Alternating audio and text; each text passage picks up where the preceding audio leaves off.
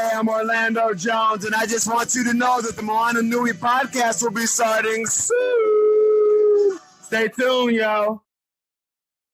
I'm Veronica Taylor, and from myself and Ash Ketchum, I just want to say, Moana Nui, I choose you!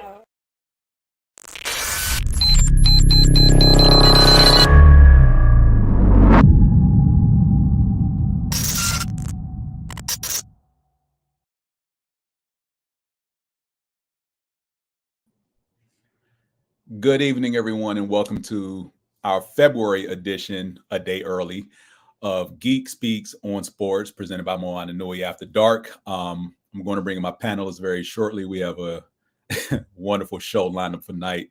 Will sure to be some laughs in there as I bring in my fellow panelists. Lady, how are you both doing? Doing great. Cool. Doing good. Doing great. How are you? I'm better now that well, I'll get into that shortly. I am better now that things have happened with this team I'm sporting on my chest here. This team right here. This team. Beagles.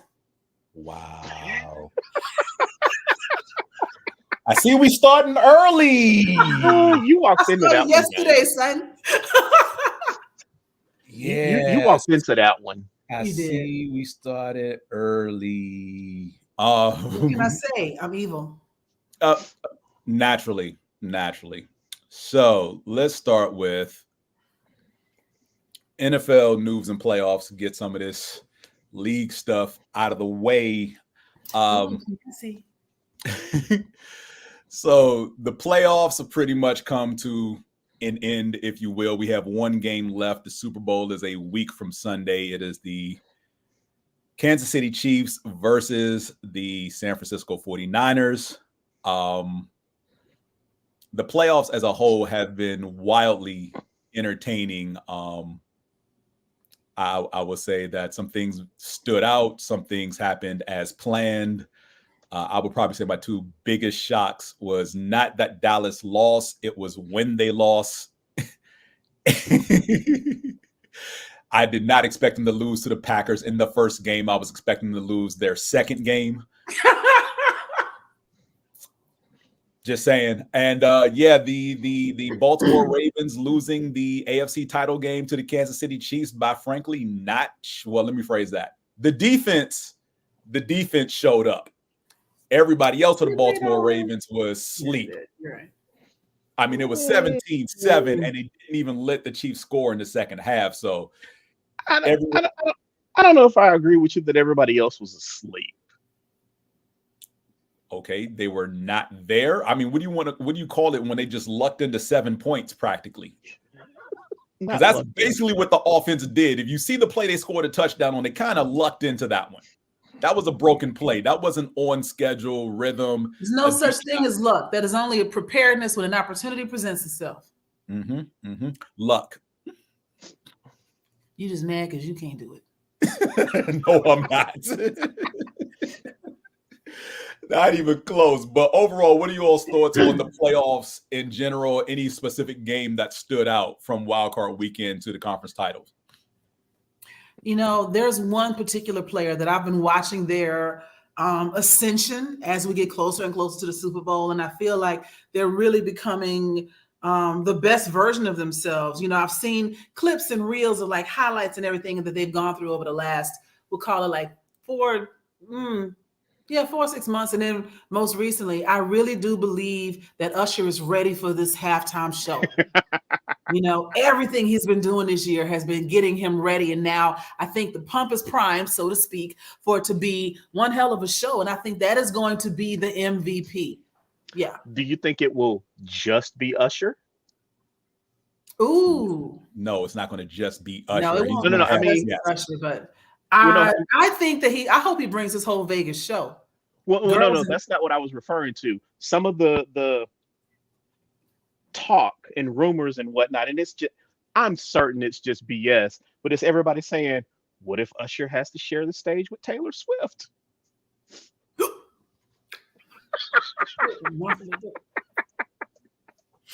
You know what? It's funny because it depends on your point of view. I forget all about Taylor Swift. I have nothing against her. individually or collectively. I have no problem with Taylor Swift. She doesn't stick on my radar. Like I always forget about her until somebody brings her up. However, my friends have gotten me into K-pop in the last year or so, and Jungkook has a duet with Usher, and Usher's on one of his songs. I would love to see him. Oh shit, he's not going to be there. He's absolutely not going to be there because he's on military service for South Korea. Does South Korea have like mandatory military service for all citizens? Yep. Oh. And so no, those dreams are dashed. No. But you never know. I mean, it could end up being kind of an ATL thing. I really do. I sincerely hope that he has some of the women that joined him in his Vegas residency at his show, because their athleticism cannot be denied. These women strong with a K. Yeah. Yes, they're sexy. Yes, they have zero body. Well, they have the perfect 8% body fat. Yes, they got a donk. But let me see you climb a pole upside down and hang there by your ankles for 15 minutes. Right. True. Yeah. True. Mm-hmm. Yeah. Pole dancing, not stripping, but pole dancing should be an athletic sport, Olympic sport. Because why not? Because why not? Absolutely. Mm-hmm. It kills me though. They will force the women's volleyball team to play in panties, but then they won't allow somebody to pole dance with a full bodysuit on. That don't make no sense. I'm done for now. Furious, any playoff games or moments that stood out to you? The one thing that stood out to me that I thought was funny, and I was hoping it would turn into more than what it was Baltimore's kicker trying to mess with Kelsey and Mahomes. Mahomes. Yeah. And I really wanted that to turn into more, because if I'm not mistaken, he was on the Kansas City side of the field kicking. And there's a part of me that wanted somebody to punch him in the face. I really wanted it to happen. You know what? You're right. I'm surprised nobody did, because these fans can get pretty rowdy. Right. No, a beer bottle or something. Right. Only thing that happened was Kelsey just threw his Kicked stuff the out of balls the way so that Mahomes could go through his warm-up. It's just, I saw that and I'm just kind of like, interesting. And then I saw something earlier this week. It may have been yesterday. I don't remember what day it was. And I don't know what their kicker's name is. He did the exact same thing at a 49ers game. And nobody, they just kind of let him. I'm like, number Justin one, Tucker is the Baltimore's kicker name. Thank you, Justin Tucker. Get on your end of the field and do that. Don't come down here messing with us. Try that shit with the Falcons and see what happened to you. Nothing. Try it with, I don't. With ATLians, maybe not the Falcons players, but some crazy Atlanta fan. Ray and them ain't here for that. Also understand that this happens so early before the game starts that there are like maybe 50 to 100 fans in the stands at this point. Nobody's there to see it. Well, it doesn't even count. Nobody cares if you easy for them to get down there. Yeah. Nobody cares if you are outraged. There are these people who stay on the field from the moment the players show up called security. I know, James. I'm just saying. James, will you stop with your whole rational stuff? You a wet blanket. You out here ruining fantasies. You know. Right. Shut up. I want to see. I mean, if your fantasy is to run on the field and get tackled by security, go for it.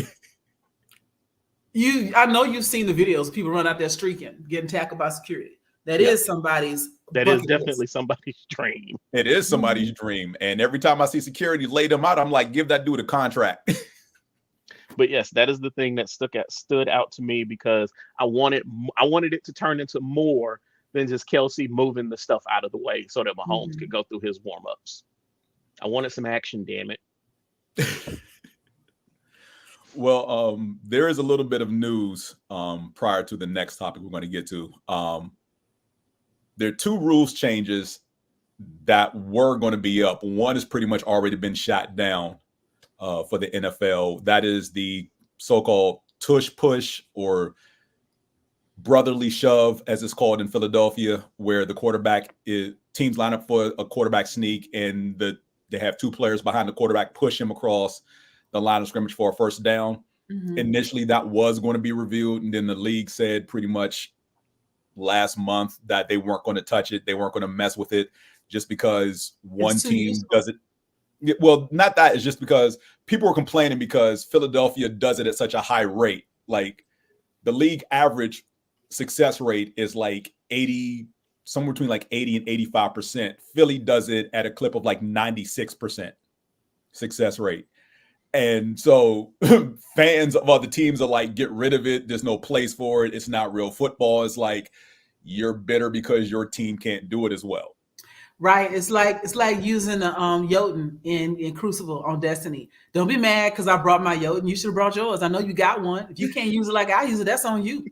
Now get this face full of fire. The other rule that is definitely going to be talked about when the league meetings start at the beginning of the league year is fumbling the ball through the end zone or out of bounds in the end zone, resulting in a touchback and being given to the defense. And we saw an example of that happen in one playoff game. It was the Bills versus Chiefs, as Kadarius Toney was running an end around, carried the ball, tried to stretch it out over the goal line. The ball was punched out. He fumbled it into the end zone and it went out of bounds, automatic touchback. There are a lot of people who don't like this rule. They say that it's too much of an advantage for the defense. I always clap back that 90% of the rules help the offense. Why doesn't the defense get some advantage? Because, their thing is that when the offense fumbles the ball out of bounds, they still get the ball back unless it's fourth down. So why is it that when they fumble the ball into the end zone and it goes out of play, that it goes to the defense? My thing is always don't fumble the ball. What are your thoughts on that?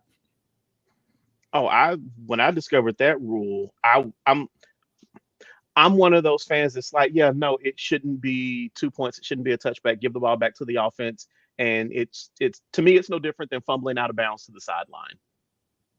Really? Yep. Then where would you give them the ball back? 5-yard line. I would probably give it back to them at the point it was fumbled. I would give it back to them. I agree with you, Furious, that if the ball is out of bounds, it's out of bounds anywhere. If it fell out of bounds going between, from the 5 to the other 5, we got rules. It's the same rules should apply if it goes out of bounds in the end zone. That's a part of the field. So for me, I'm with you on that. However, you're not going to be at the 0 or at the 1 foot line and fumble and get back on this 1 foot line. You're going back to 5 yards out, at least. 10 is pushing it because that's a first down distance. No loss of down, back to the 5, I think would be fair. And then run another play. See, good luck. You shouldn't have been trying to showboat with one hand in the end zone in the first place. And that's why I like the ball going to the defense, because the end zone is not the same as the other 100 yards of the field. It's just not. It's the scoring. It's where you're scoring, basically. Once you cross the goal line, that's not the field of play anymore. Like, play stops when the ball crosses that plane, so to speak. If it's in control of a player, play stops because a score has occurred or a touchback has taken place. Well, if that's the case, then if your hand is on the ball, even if it's fingertips, as it breaks that plane, that's a touchdown. If you have control, if you have control, it's a touchdown. Right. But if you don't have control, then it's a Schrodinger's cat kind of thing. If you don't have the control, then was it ever really in there, or did it just fall that way? Hence, it's out of bounds on the field of play. I hear what you're saying. I have to touch it for it to be in the end zone. If I'm not touching it, then it's just a loose ball and it's by down wherever it was. Yeah, but we're talking about James, fumbling into the end zone. So if you fumble on the 5, it happens to roll into the end zone. If the offense doesn't recover it, and it goes out of bounds, either out of the back of the end zone or out the side, I mean, that's nothing. Bring it back to whichever is further away, where you fumbled it, or the 5-yard line, whichever is further back. That's where you get it from. Because think of it this way: if it was a fumble and it bounced into the end zone and defense recovered it, they don't get any points for recovering. They got to run it all the way back down the field. I mean, they turn it over to their offense and they get the ball at the 20-yard line because it's a touchback and a turnover. So, yes. Okay, so wait. So I was confusing a touchback and a safety because I thought Fury said 2 points earlier. And I was like, I thought they must have changed the name. That's if the offense fumbles backwards into their own end zone, then it's a safety. Okay. Anyway, no. I don't like changing this rule. Leave it. I like if you fumble it and it fumbles in the end zone, there should not be a touchback. Just back to the 5. Just leave it. Just leave it alone. Well, currently it still goes to the other team because you lost possession of the ball. So, but if they didn't touch it, and now if I lost possession of the ball and they touch it before it goes out of bounds or whatever, yeah. But if it just bounces out by itself, if there's no, it doesn't matter. Basketball, the last person that touches it owns it. Yeah, but it's not basketball. And if you're in the offense and you fumble the ball that goes to the end zone, I'm on defense and I try to recover it, even if I touch it, if it goes out of bounds, my team gets the ball at the 20-yard line. It's a touchback. But you got to touch. It doesn't matter who touched it because no one possessed the ball before it went out of bounds. But it still got fumbled into the end zone. That's the rule as it is right now. Okay. Aries, you look confused. That's a bad rule. Yes. The whole point of, like you said, this sounds like a rule that was created to favor the Patriots at some point. No. I feel like it was. Again, if you look at the NFL rule book, 90% of the rules favor the offense. They have basically legislated defense out of the game. There's virtually systematic no reward. oppression of the defensive team. There is virtually no reward for playing defense in the NFL. There really isn't. Like that's why the defense tends to suck sometimes. Defensive backs pretty much get flagged for breathing on the wide receivers because they literally can't touch them when they're running routes. There's no hand checking after 5 yards. You can't bump them. Even if it's incidental, you could be going for the ball, incidentally trip over a wide receiver as a defensive back trying to, go for an interception, and they will still flag you for illegal contact or pass interference, even though you were clearly going for the ball, because some referees, again, those calls are subjective. It depends on how they view it. I blame the defense for that. But there is they hadn't been stabbing people with their helmets for so many years, there wouldn't be all these rules to protect the soft little offensive people. But there are virtually no rules to incentivize the defense or reward the defense for anything. So fine. You're arguing with somebody that doesn't watch. I know. Okay. All upset, but no, you and I know you don't watch. But those are the same arguments that people who don't like the rule have. So you're not saying anything they haven't said. So it's not like you're pulling anything out of thin air. This is the conversation that goes on. People who don't like the rule, who thinks it should be thrown out, say the same things you say. And I always push back. There is nothing that incentivizes the defense. And my thing is, you always hate the rule until it works in your favor. Then all of a sudden it's, they should have held on to the ball. That's why we still have gerrymandering. But I still think, as somebody who doesn't watch the sport routinely and is only moderately familiar with the ins and outs and the intricacies of the game, if I can objectively look at it without really having a dog in the race and say, no, that sounds wrong, then you got to say that maybe it's wrong. I am a non-concerned third party who's just like, just reading through this don't sound right. She's an independent. I'm an independent, yes. Okay, well, we'll leave it there and see what the league decides this offseason as far as if the rule gets augmented in any way, shape, or form. Yes. Next topic.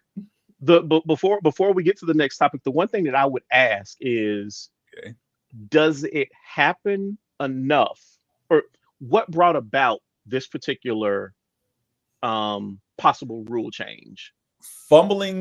Offenses fumbling the ball through the end zone and out of bounds has happened, I want to say, at least 10 times during the regular season this past season, and once in the playoffs. Is that really enough to warrant a rule change? And therein lies the other part of this. Does it happen often enough? Because I don't watch, because I don't have league, not league pass. I think league pass is on the brain because I was mad because I couldn't find the Hawks game last night. Red zone. I don't have red red zone. So I don't see every single touchdown that happens. But of all the games I've watched this season, I've seen it once. I've seen it happen 5 times of the games that I've watched. And it happened twice in Eagles games. The first time I saw it happen was the Eagles game against the Minnesota Vikings, where Justin Jefferson was reaching for the goal line right before the half. The ball gets punched out and it rolls into the end zone just inside the pylon and then out of bounds. Yeah. You know, and he thought he scored. And because he thought he scored, the officials initially called it touchdown because he stretched out and it looked like he had hit the pylon. Naturally, automatic review. And then they see, oh, he never had control of the ball. He fumbled it into the end zone, out of bounds, first and 10 at the 20, Philadelphia. You know, so again, I understand that people don't like the rule, but my thing is you don't like the rule until it works in your favor. Because if a team is driving down. That's how the world is. What's that? It's how everything in the world is. I don't like something until it works for me. So again, that's why that's the only reason I raised the question of, does it happen enough to warrant the rule change? Fair enough. All right. Well, let's move on to second topic. Coaching carousel. There were 8 coaching vacancies come the end of the season. The 8th one opened up at the 11th hour and was the first one filled. That would be the New England Patriots, as they parted ways with Bill Parcells. The other 7 teams that had coaching vacancies were the Raiders, Panthers, Falcons, Seahawks, Commanders, Chargers, and Titans. And since then, the Patriots have promoted Gerard Mayo, one of their defensive coaches, to head coach. That was the succession plan for when Bill Belichick stepped down or stepped away from the Patriots. The Raiders removed the interim tag from Antonio Pierce and made him their full-time head coach. Obviously, Mark Davis learned his lesson from Rich Bisaccia a couple of years ago when he fired him after he had the interim tag. The Panthers hired the Tampa Bay Buccaneers offensive coordinator, Dave Canales, to be their new head coach. The Falcons hired Raheem Morris, the Rams defensive coordinator, to be their new head coach. The Chargers hired Jim Harbaugh from the University of Michigan, which we'll get to shortly, to be their new head coach. And the Titans hired the Bengals offensive coordinator, Brian Callahan, son of former head coach Bill Callahan, to be their new head coach.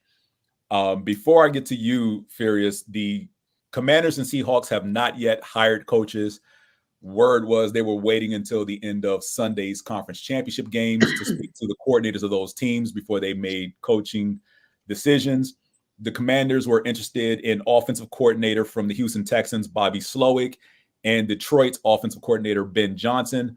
Both those coordinators decided to remain with their current teams and pulled their names out of the running for Washington's head coaching position. So something's definitely going over there in Washington. But Furious, Falcons, Raheem Morris, how you feeling about it? I wanted Raheem Morris to get the head coaching job back when he was the interim head coach. Oh, he deserved it then. Yeah, he did. One thing that I think will be interesting is, since he didn't get it and he left, I don't remember if he went immediately to the Rams or if he was somewhere else first, but seeing what he's done with the Rams defense, it'll be interesting to see how he applies to the Falcons, what he learned with that Rams defense. I also like the fact that he brought over Zach Robinson, who was, I think, the quarterback's coach for the Rams as the offensive coordinator, because if they decide to stick with Ritter as the quarterback, we definitely need somebody who can help get him, I don't want to say under control, but that's probably the best thing to say about him right now, because sometimes you see him out there and it's just like, what the hell are you doing? So I like that our new offensive coordinator is most recently a quarterback's coach, because he can help him work through some of his technique, hopefully help him not fumble nearly as much as he did. And again, that's assuming that they stick with Ritter, because we don't know what they're going to do for quarterback. I like the fact that they held on to to Williams, the special teams coordinator, because I've actually really enjoyed the special teams play. The only person I'm a little concerned about is Jimmy Lake. And I didn't know his name, so I had to go look him up. Mhm. And his record worries me a little bit because he's never spent more than 3 years with any one team. That's And just good business. that just kind of makes me wonder, why are you bouncing around? And don't get me wrong, everybody changes jobs. But for a coordinator in the NFL to be changing teams every 2 to 3 years is Yeah, a little worrisome. That's a it little is. worrisome. Now, I hope my apprehension about him is misplaced, but it is definitely there. So that's the one question mark that I have as far as who they're bringing in and who they're keeping. I am ecstatic that they did not hire Belichick, because Yes, I, for Lord. one, do not think Belichick is as good as everybody likes to say that he is. I also don't Because want him in Atlanta. fair. So I googled his record without Tom Brady. yes, he's in. Belichick has a record of 47-57 without Yeah, Tom Brady. yeah. Does it, He's does that no. include the Cleveland years? Yes, it does. Okay, cool. So And- to me, without Tom Brady, he's no He's better nothing. than anybody else. He's Right. a little worse than some. Yeah. Now Mhm. you can still make the argument that he's got a really good defensive mind for the Yes, ball, absolutely. but still, you're 47-57. That makes does you a not losing coach. right. It does. And It that does. does. And plus, isn't he 70? Isn't he 70? If I'm not 71. Oh, he should run for 71. president then. right. Because that was some of the things, especially on the sports talk radio here in Atlanta and in some of the papers, everybody is questioning, okay, this isn't young Belichick. This is No. 70-plus-year-old Belichick. Do you really want him as your head coach? It's part of the reason why Alabama head coach Saban stepped Amen. down, Yeah. Mhm. because he himself is in his early 70s. Yeah. You in your 70s, there's no way you're going to connect with 18 to 20-year-olds Nope. on any level whatsoever, regardless of race. Mhm. In the NFL, you're talking about 20-year-olds, period, mid 20 somethings. You're definitely not going to connect with them. Mm-mm. Haven't been in your 70s. You're the great grandparents age in some Great cases. grandparent. Yeah. Right. Yeah, They're- you're the great grandparent that they have to worry about when they bring their brown friends over to the house. Right. Because you grew up in segregated elementary schools. Right. So I am, again, just even with my concerns about Jimmy Lake, I am the happiest that, number one, we got Raheem Morris back, because I've always been a big fan of his. I'm gonna tell you And something right two, now. no Go ahead. Belichick. I'm No sorry, go Bel- ahead, Joy. Yo, I really want Raheem to come strong out of the gate with the first few games that he has, so that we can call him Raheem the Dream here in Atlanta, because that would just be so full circle for this Yep. city. It'll be great. I need that to be playing in the stadium at the games. Exactly. You heard it here, people. First, we're going to Yep. start calling him Raheem the Dream. If he wins 2 out of 3, oh, that's the name. Yeah, absolutely.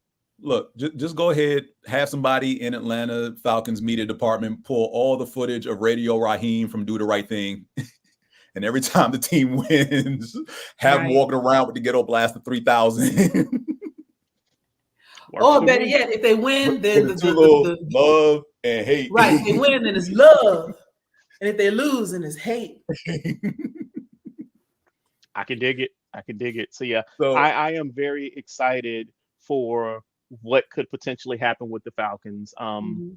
Again, the only question mark is going to be what happens at quarterback. Once they get that issue resolved, Mhm. I'm not going to sit here and say we're going to be a Super Bowl bound team, but I think if they get a good quarterback with the staff that we have, I see us being at worst a wild card, at best a true playoff berth. Okay.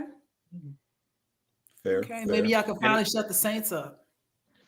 Well, I mean, we split with them this year, True. which True. I'd rather we won both games, but I'm okay with the split.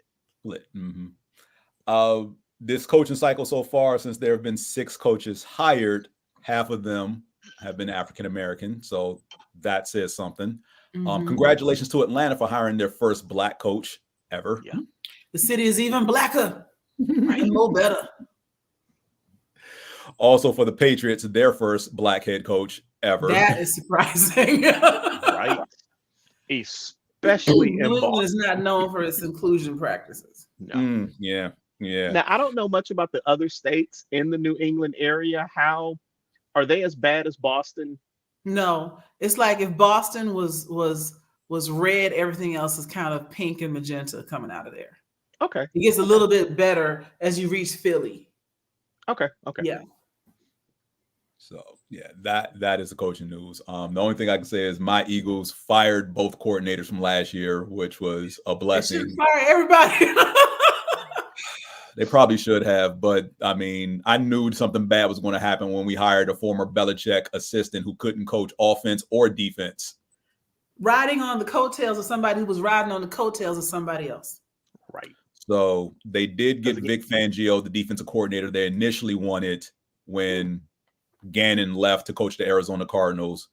And after firing Brian Johnson, our offensive coordinator, they picked up Kellen Moore, who was the offensive coordinator for the Chargers this past season. And before that was the Dallas Cowboys offensive coordinator for 4 seasons. So we'll see how that plays out. Right now, Cowboy fans are laughing at Philadelphia because Kellen Moore was fired by Cowboys coach Mike McCarthy because he didn't run the ball enough. And one of my complaints with my Philadelphia Eagles is that they don't run the ball enough. So I mean, I'm worried going into next season, but that's 8 months away for me to cry and whine about it. Maybe that's his redemption arc. It. So I'm gonna need something to change there. Any shocks or surprises with these coaching hires before we move on? I was a little surprised at how quickly Arthur Smith got picked up by these Pittsburgh Steelers as a new offense coordinator. Yeah. I'm not. So I've had this conversation since. So again, my mom, huge football fan, will call me literally every day, ask me about something she saw in the news as far as the NFL is concerned, and have me explain why it went down this way based on what I know from my end or whatever, what I've read from, various sources. And she is a diehard Steelers fan. She was confused as well as to why they hired Arthur Smith, because she, like myself, wanted Eric Bieniemy as our new offensive coordinator. All right. If you saw the Pittsburgh offense last year under Matt Canada, and then after they fired Matt Canada, albeit way too late in the season to have any effective change, it was night and day, and they definitely needed some change. I will say this about Arthur Smith. He most likely falls in the category of great coordinator, horrible coach. And there are people who are still in the league who are excellent coordinators, but cannot handle the duties of a head coach, because everyone assumes that when a coordinator is hired to be a head coach, especially if they're offensive or defensive, that side of the ball will be greatly impacted. Their imprint will be on and everything like that, and things will change. That's not always the case. As a head coach, you basically have to be a leader of a great leader, a great motivator, and you have to know how to delegate to the right people, which is why you have offensive and defensive coordinators that you bring on. So yes, when it's an offensive coordinator who comes in, you expect some type of change in the offensive philosophy from the previous person who was there in the previous system, right? But they themselves are going to bring in an offensive coordinator under them to run the offense. Their job is to run the offense the way they would see it run. So while there's some input, they're not necessarily always calling plays. It is rare. Most head coaches do not call plays based on their specialty. I mean, you do have those rare occurrences. Buffalo's head coach, Sean McDermott, did call defensive plays because essentially there was no defensive coordinator in Buffalo this past season. They didn't have anyone actually have that title. They had staff and they had consultants, and people contributed to the philosophy of the defense, but there was no one who actually held the title of defensive coordinator. McDermott did that. Much like Dallas this past season, Mike McCarthy called plays for the offense. They did not fill the offensive coordinator position. No one officially held that title, you know. And then you have the case of my team, Philadelphia. The head coach put his input in on both sides of the ball as far as what he wanted to see done, but he let the coordinators call plays. Right. And that's typically the norm of most teams. Now, you may know the name Norv Turner. Yep. Right. All right. Norv Turner is still in the NFL coordinating offenses. In case you didn't know. Yes. Where is he? That's a good question. I don't know. Last I saw before the regime in the Chargers was fired during the middle of the season, he was their offensive coordinator. I'm not sure if he coordinated this past season, but up until about 3 or 4 years ago, he was still coordinating offenses in the NFL. Now, so he got according to Wikipedia, real quick, 2019, he was with the Panthers. That's the last year that he's had got listed. Okay. Wow, so, I did not know that. So it's recent, and we know Norv Turner going back to the Cowboy days. Now, when the Cowboys had Aikman, Smith, and Irvin, they were winning Super Bowls. Norv Turner was the offensive coordinator. And after they won those first 2 Super Bowls, when Jimmy Johnson was fired by Jerry Jones, Norv Turner, some Dallas fans assumed, would ascend to be the head coach. Jimmy Johnson wanted to clear house. I mean, not Jimmy Johnson. Jerry Jones wanted to clear house because he didn't want anybody loyal to Jimmy Johnson sticking around. So the Washington Redskins, as they were at the time, hired Norv Turner to be their head coach. It did not work. It did not work in Washington. Washington basically struggled to maintain a 500 record for the 3 or 4 years he was head coach, and fans were pissed quickly because they're like, this doesn't look anything like what Dallas did. Well, you also don't have the personnel or players that Dallas has on offense to run that same system. And as much as you tried to do it, it just didn't work. He was fired by Washington, and then he bounced around since then as an offensive coordinator across various teams. And that's the case. Sometimes you may be good at, hell, let's just vice president. You may not be president material. Number 2 may be your ceiling. You can't be number 1. And that's the way how some of these things work. And don't get me wrong. People want to say coaching is coaching. It's not. Coaching is not coaching based on your title or anything like that. The responsibilities of a head coach are vastly different from your offensive, defensive, and special teams coordinators, your position coaches, consultants, game plan people, all that. They all have different responsibilities. The head coach facilitates those responsibilities and things thereout. So, yeah. The one thing I want to touch on real quick before we move on to the next topic, Jim Harbaugh, I mentioned that he took the Chargers job. Let's not get this twisted. He may say it was a tough decision leaving University of Michigan, but he did what he set out to do, which is bring a national title to Michigan. He did that, albeit under controversy, which is why he left Michigan to take a head coaching job in the NFL, like Pete Carroll did some 20 years ago when he left USC to take the Seahawks job. Under some other shenanigans. Under scrutiny then. Now, Harbaugh was suspended for 6 games this season. The first 3 by the NCAA for recruitment violations. The last 3 games of the regular season by the Big Ten for sign stealing allegations. The NCAA still has not ruled on the sign stealing. That judgment is still out there. Let's not forget that. So yes, he took an NFL job to avoid another suspension on the college level.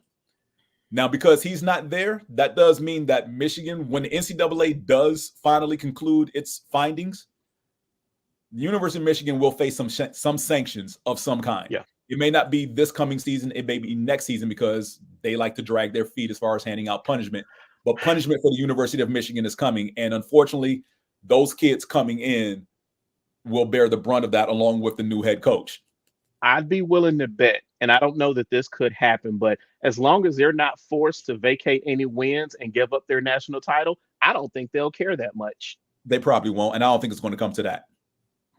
Because again, they got their national title, and I'm not the biggest college football fan, but from what I do remember about paying attention is very few college programs are back-to-back national title winners.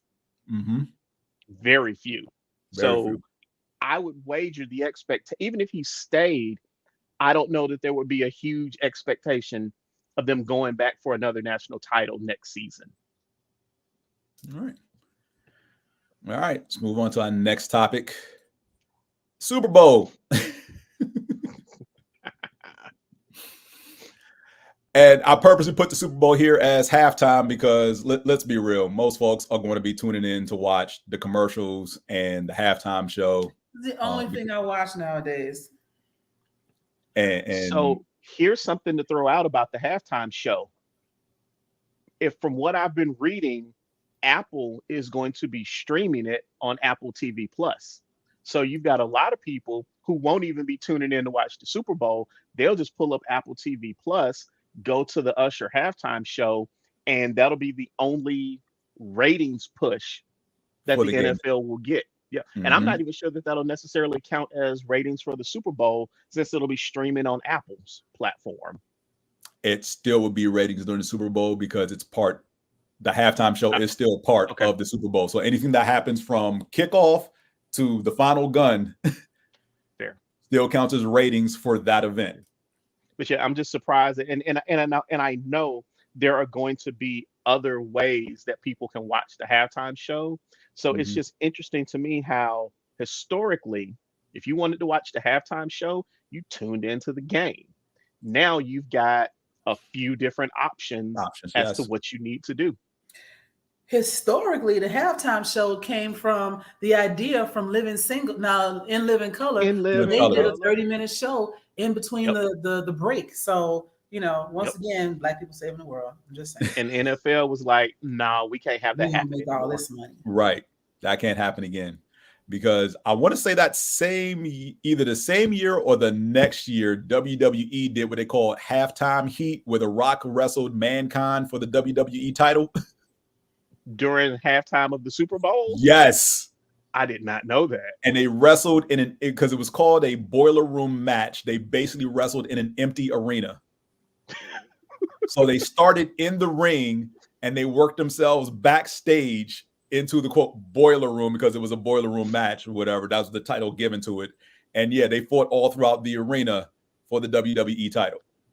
And did the match end like moments before the third quarter started? Yes. Okay. Yes. Nice. They knew what their time limit was to perform, and I think they just, to be safe, they kept it to about 15 to 20 minutes. Okay. But yeah, it was basically the equivalent of a pay-per-view title match of the promotion. Yeah. So that's pretty cool. That is pretty cool, actually. Especially if The Rock was involved. Yeah. Dwayne Johnson himself. Speaking of, oh no, go ahead. And I was gonna say, The Rock's about to be back involved with WWE again, and that's why I was going to go with.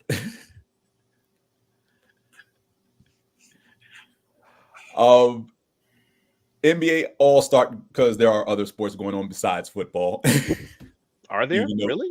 I know. I like to tell people that nothing else matters until after the Super Bowl, but yeah, there are other sports going on.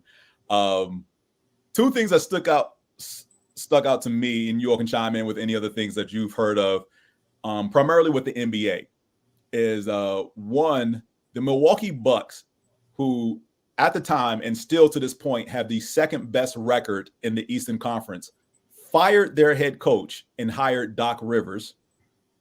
Yay. That made, now while I'm happy for Doc Rivers, I'm confused as how this team had the second best record in the Eastern Conference. They were 30-12, only 2 games behind Boston for first place in the East. I'm still trying to dig in and see what the hell was going on behind the scenes that you fire your head coach at that point of the season. Sex scandal. I'm just that saying, was the former Boston coach. I was going to say it's something going on that they're trying to get ahead of so that they don't end up looking like Boston. Yup. Fair. He did something dirty. Happy Doc Rivers got the job, but kind of not happy under the circumstances, whatever those may be. Why do you care? let Doc Rivers live his best life.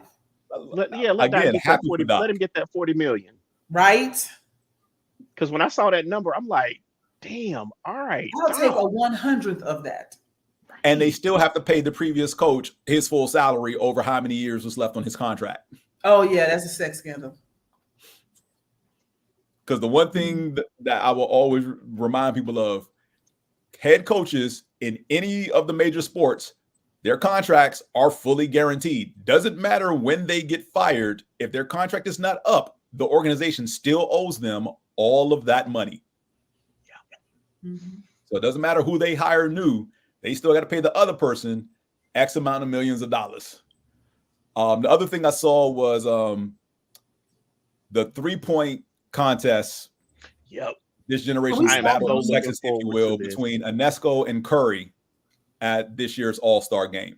Okay, that might be cool because I was kind of over the whole NBA shootout series. Like, who even is watching this? Like, the slam dunk contest is boring, but yeah, 3-point shooter contest could be interesting, especially if they're going to do it that way.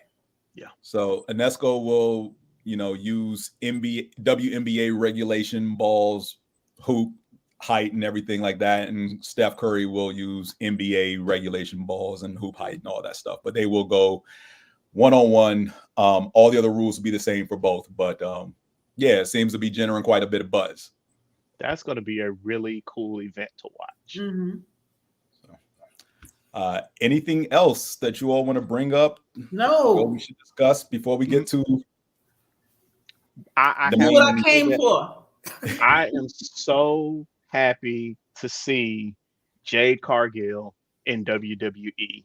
Well, of course you are. That makes me happy beyond measure. Now, I knew she wasn't going to win the Royal Rumble because it's her very first time coming in. It's fixed.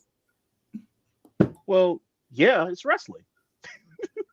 But there was a part of me that's scripted. like, yeah. But there was a part of me that's like, all right. She's kicking ass. She's holding her own. Oh, but she got eliminated. And it was her first match. She wasn't going to win anyway. Right. But I'm like, yeah, because I've watched a decent number of her matches from AEW, and now I'll be watching a decent number of her matches in WWE. And yes, I make sure you watch SmackDown. Make sure you watch SmackDown on Friday. She is suspected to go there. Yeah. All right. And now the reason one of us showed up today. Thank you.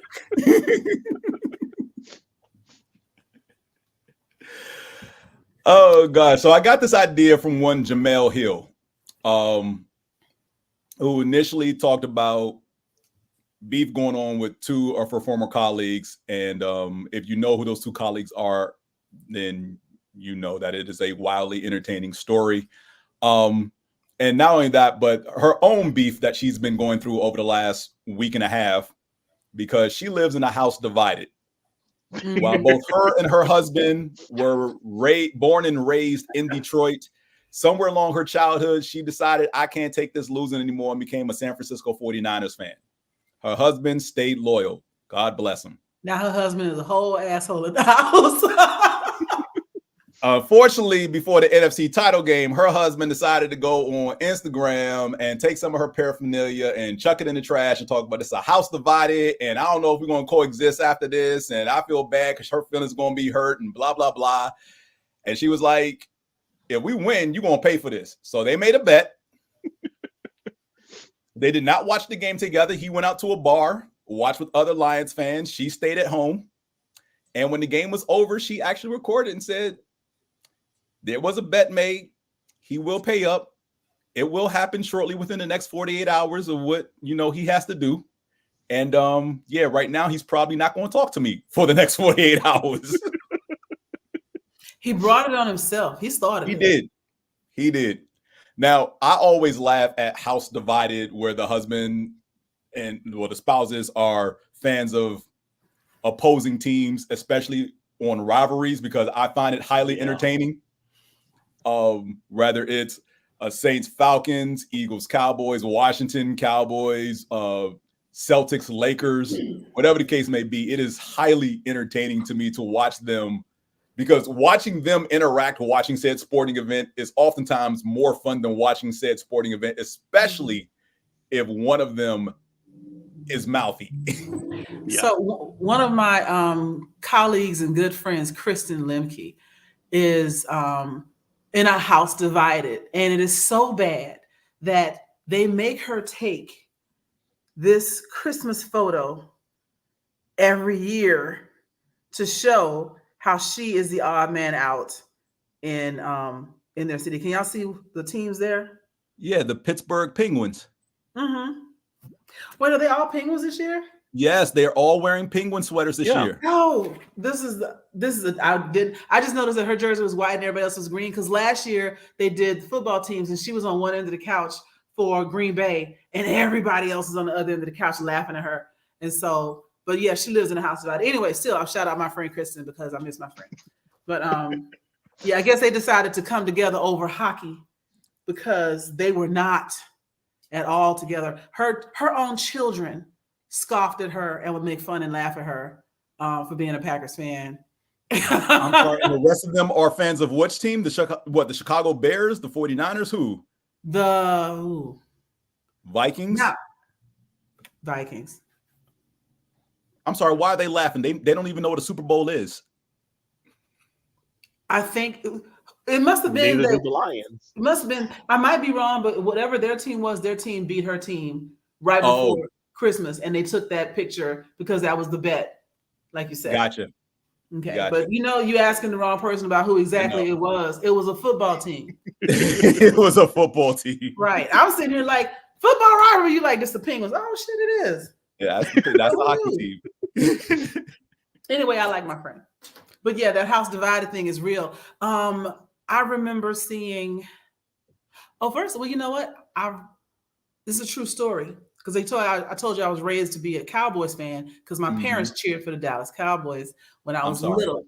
Yeah, I know. I have a lot of trauma to overcome from being a child. But my mother's best friend, Dale, my mom's name was Annie, they were inseparable to the point where they wanted their friends. Like one of my friends growing up was Dale's child because, we had play dates back in the 80s. And the Cowboys were losing one day. And my mom had a bunch of people over. I know because I was a little baby bartender serving drinks at like 10 years old. And, I knew how to make a whiskey sour and a Tom Collins at 10. But Dale would not shut up about how the Cowboys was losing.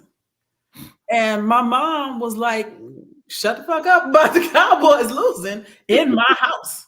And it kept going back and forth. And then other people started to join in and everything. And next thing you know, my mom said, every last one of y'all can get the fuck out. She put everybody, including Dale, out of the house. Best friend, you got to go. What you're not going to do. They didn't talk for like a week because my mom held a grudge. She was the queen of petty. Petty. She didn't speak to her for a week behind just her proving what was true. The score was on the screen. And Dale kept yelling out the score and laughing through the whole game. So yeah, I understand it. That's something I can get into is beef. Like my beef, because this is what I know. This is what I like. I like the drama of it all. Yes, the drama is why we love beef. That's what makes great rivalries in all of sports. Again, whether it's Lakers, Celtics, whether it's Cowboys in Washington, Packers, Bears, Saints, Falcons. Dodgers and Giants in baseball. So you gonna name them all, or are you gonna let us do this? No, just the biggest ones. Those are the biggest ones I know, man. I can go some college routes, make y'all feel better. Grambling and Southern. Georgia Tech and that other dog school, whatever they call. Which I know who they are. It's just we don't. I've got some friends that they're married. And they're a house divided, Georgia Tech. Ooh.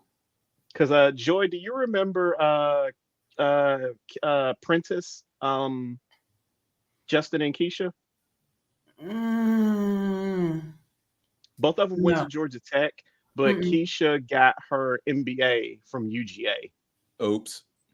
Yeah.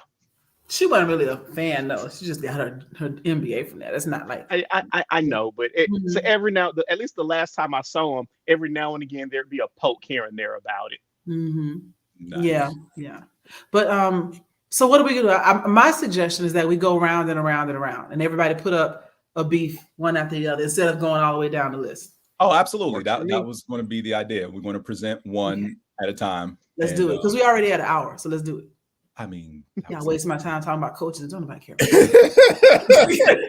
That's why I saved this topic for last. Because you know I'd have got off air. So, Joy, you go ahead and start. Give us your first one. Okay, so my first one is deep. One of my favorite beefs, because it is so terrible, is the Dallas Cowboys and the Washington, formerly known as the offensive name Redskins. And the reason this was a beef at all, because it put the archetypes Cowboys versus Indians, right? Now, first of all, I want to let y'all know that both of those names refer to an offensive way to refer to somebody. It is offensive to refer to Native Americans as Redskins, and it was an insult to Black ranchers to call them cowboys. Because if you were a rancher, you had ranch hands, cow hands. Those are the white workers. Cowboys, remember, they never want to let a Black man be a man. He had to be a boy. So cowboys were the Black ranchers or the Black ranch hands. And then they co-opted the name because, we always take something, make it cool, and they want to take it back. So they kept cowboy because they thought it sounded cool, and it does. But Cowboys versus Redskins is the classic Cowboys, good versus evil, Cowboys versus Indians, etc. But both of those names are bad. And the beef never really had to happen. They started it just to have something to talk about. It became a whole thing, and it built into the archetype of negative stereotypes of both populations. That is my first one. And I yield my time. I'll give you a little nugget on this one, too. Having grown up in D.C., being very familiar with the Washington-Dallas rivalry, more so than I care to ever want to be. The integration of the sport of football. Dallas was one of the first teams to integrate in the NFL at the time. Washington was the last. Ooh, so now you got the colored kids kicking your ass up and down the field.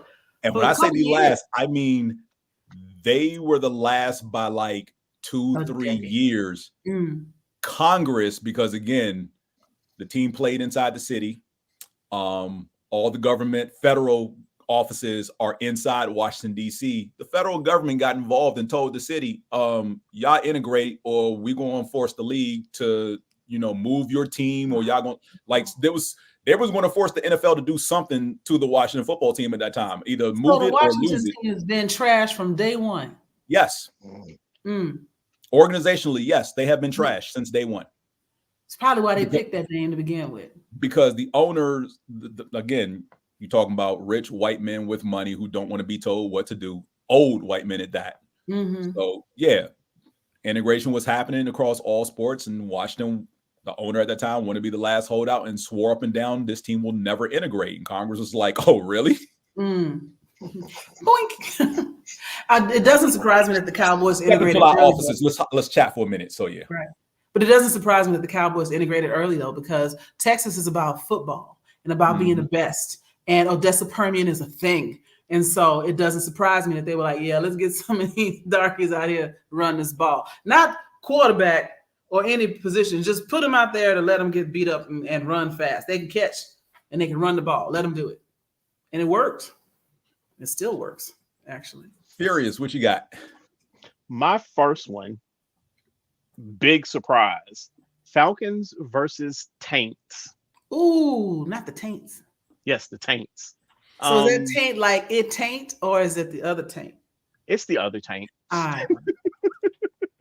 For those who may not know, originally the Falcons were not in the NFC South.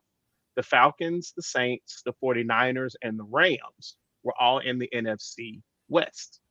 When the NFC South was formed, the Falcons and the Saints got moved over to the NFC South. They got moved to the NFC South. And that's kind of been the history or at least the start of that rival, because again, when we were both in the NFC West, we played each other. Then we both got moved to the NFC South. Um, I personally think it's probably one of the NFL's bigger beefs. I'm sure everybody thinks their team's rivalry is one of the bigger beefs, but the Saints Falcons rivalry is, I don't know, it's special and it's ugly and it's nasty and it's dirty. It is a Hatfield and McCoy type of rivalry. Yeah. Like, Yeah. it is ugly. I have to say that. And the Saints are savage with it. Like, Yeah. the Falcons be like, we hate you. And the Saints be like, I hope you die. I hope you get Yeah. burned alive in your bed. Like, God. Yeah. And they come to town with violence on their mind. Like, they don't actually do a whole lot of rioting and violence, but they come to town determined to hurt somebody's feelings. Yeah. Even if they lose, they still trying to hurt your feelings. Yeah. Of all the games that I go to, sometimes I intentionally don't go to that Falcons Saints game just because I'm sorry, I'm a grown ass man. I got to get up and go to work tomorrow. I'm not being involved in this foolishness. Right, because you also got to understand, New Orleans citizens have a different relationship with alcohol. They do. Yes, they do. They can drink their body weight in daiquiris and drive home. So yeah, no, we don't play with them like that. When you can walk, when you can walk down the street with your liquor in your hand that you just bought at whatever bar or restaurant you were in, that's a completely different kind of city. And don't get me wrong, I always tell people, I love the city of New Orleans. I love the food. I love a couple of the people that I know. But when it comes to that Saints Falcons rivalry, fuck them. Just fuck 'em. Even my little brother, he is he's like a little brother to me. He's from New Orleans, one of the biggest Saints fans that I know. We at times just will not talk to each other when that game comes up. What about you, James? My first one, I'm gonna stay in the realm of football because it is mostly for entertainment purposes, and I like the petty of it. It is Stephen A. Smith versus Cowboy fans. And for those who don't know, Stephen A. Smith is quite possibly it's not quite possibly. He is the number one uno, top of the list personality as far as face of ESPN, host of First Take.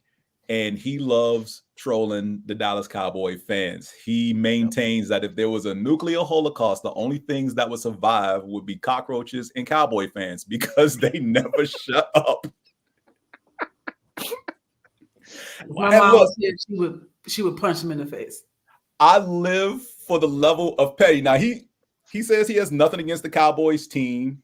He likes and respects various players. He has some relationship with Jerry Jones, sure, whatever have you. Whatever. But and this is where I agree with him. The fans suck. And I can't call it anything else. The fans, these are not Texans, and Texans suck. I say this as a native Texan.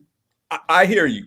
But these fans, and I'm talking about not even just the people born and raised in the state of Texas. I'm talking about Cowboy fans who live in other places who were born and raised here. With Texasania, yeah. It's to say it's mind-boggling is an understatement. The Dallas Cowboys have not won a Super Bowl since 1995. All right, we're going on 30 years. They haven't even appeared in a conference championship game since then. Every other team in the NFL, including the Detroit Lions this past week, who also went 0-16 5 years ago, made a conference title game before Dallas. All right. If you want something wildly entertaining, go back and dig up old footage of First Take the day after the Cowboys lose in the playoffs. When they lost to Frisco 3 years ago in the wild card game in Dallas, Stephen A. Smith had, where the fans basically threw stuff at the referees and the players as they were leaving the field, he showed footage of them just in shock and disbelief that they lost to a 49ers team quarterbacked by Jimmy Garoppolo. A Jimmy Garoppolo, by the way, who was on one leg because he went to that game hurt. He couldn't scramble. He couldn't move. He was on the injury report as having a leg injury. And Stephen A. pointed out various people in the different clips. Look at the sister right there. She's mad. Look at her. Look at her. She's scowling. Oh, I know that sister's hurt. Pointed out a couple. And here's the kicker. In that clip, he points out a dude hugging his girls. Like, oh, look at this brother right here. He mad. He's so mad. He got holding to his girl. Talking about baby's going to be all right. And apparently that dude was not there with his girlfriend. The woman he was hugged up on was not his girlfriend. The footage got out. Come to find out, whoever his girlfriend was like, that's my dude, and that's not me. Joy, you're muted. Imagine if your team loses and your girl leave you. You're having a bad damn day, son. So yes, I just for the troll effect, because look, it is common.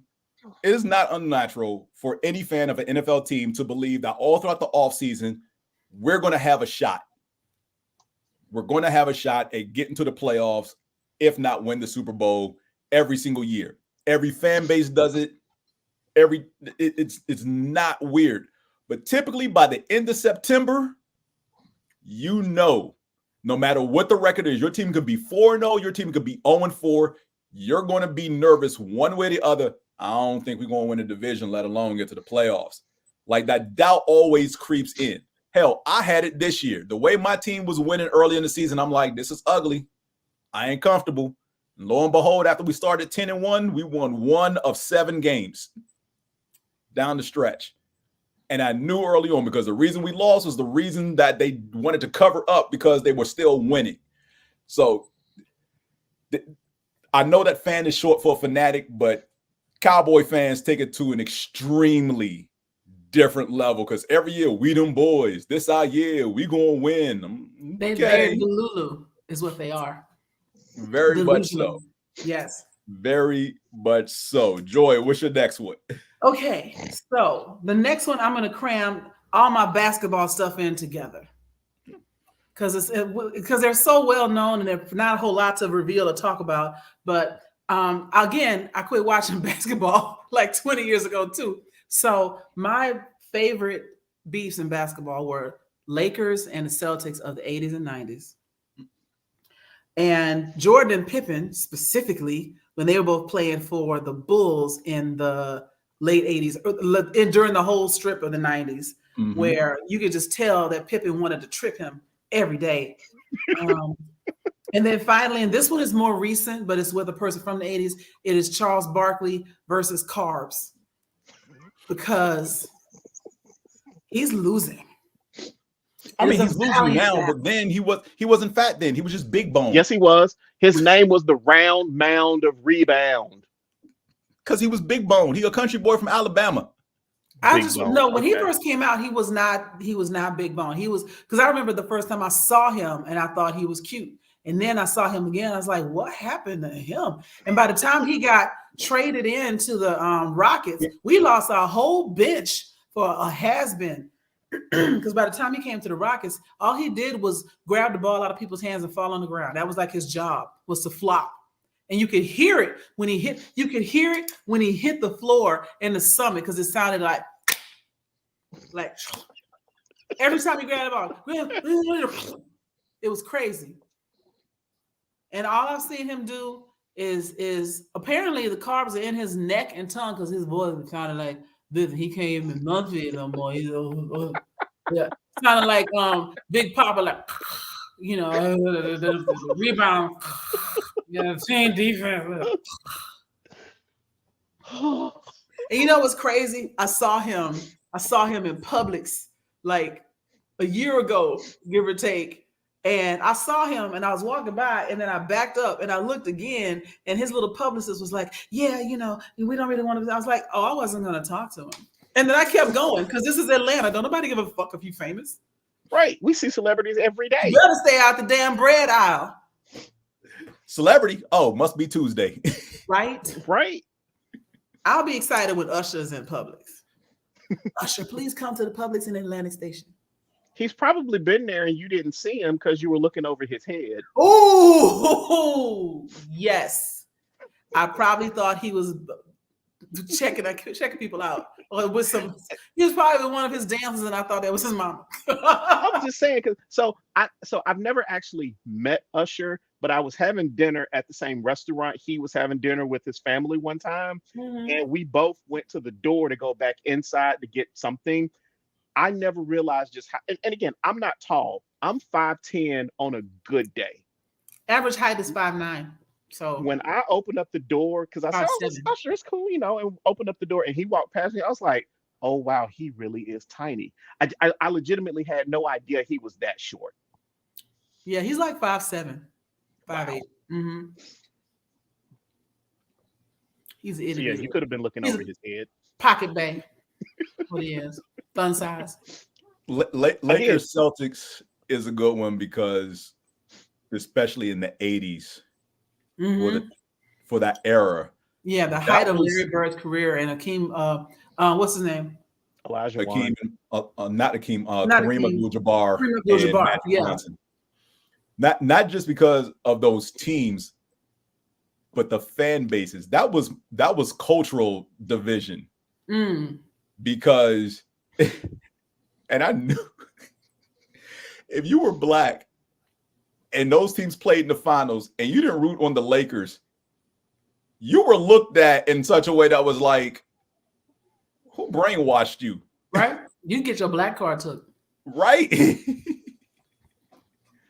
So yeah, that one cut cultural lines as well. It was like, it was just a known thing. No self-respecting black person in the 80s would root for the Boston Celtics. Right? It is known. Unless you worked for the organization, but and then you still weren't really rooting for them. You just got to pay there, so you stay quiet.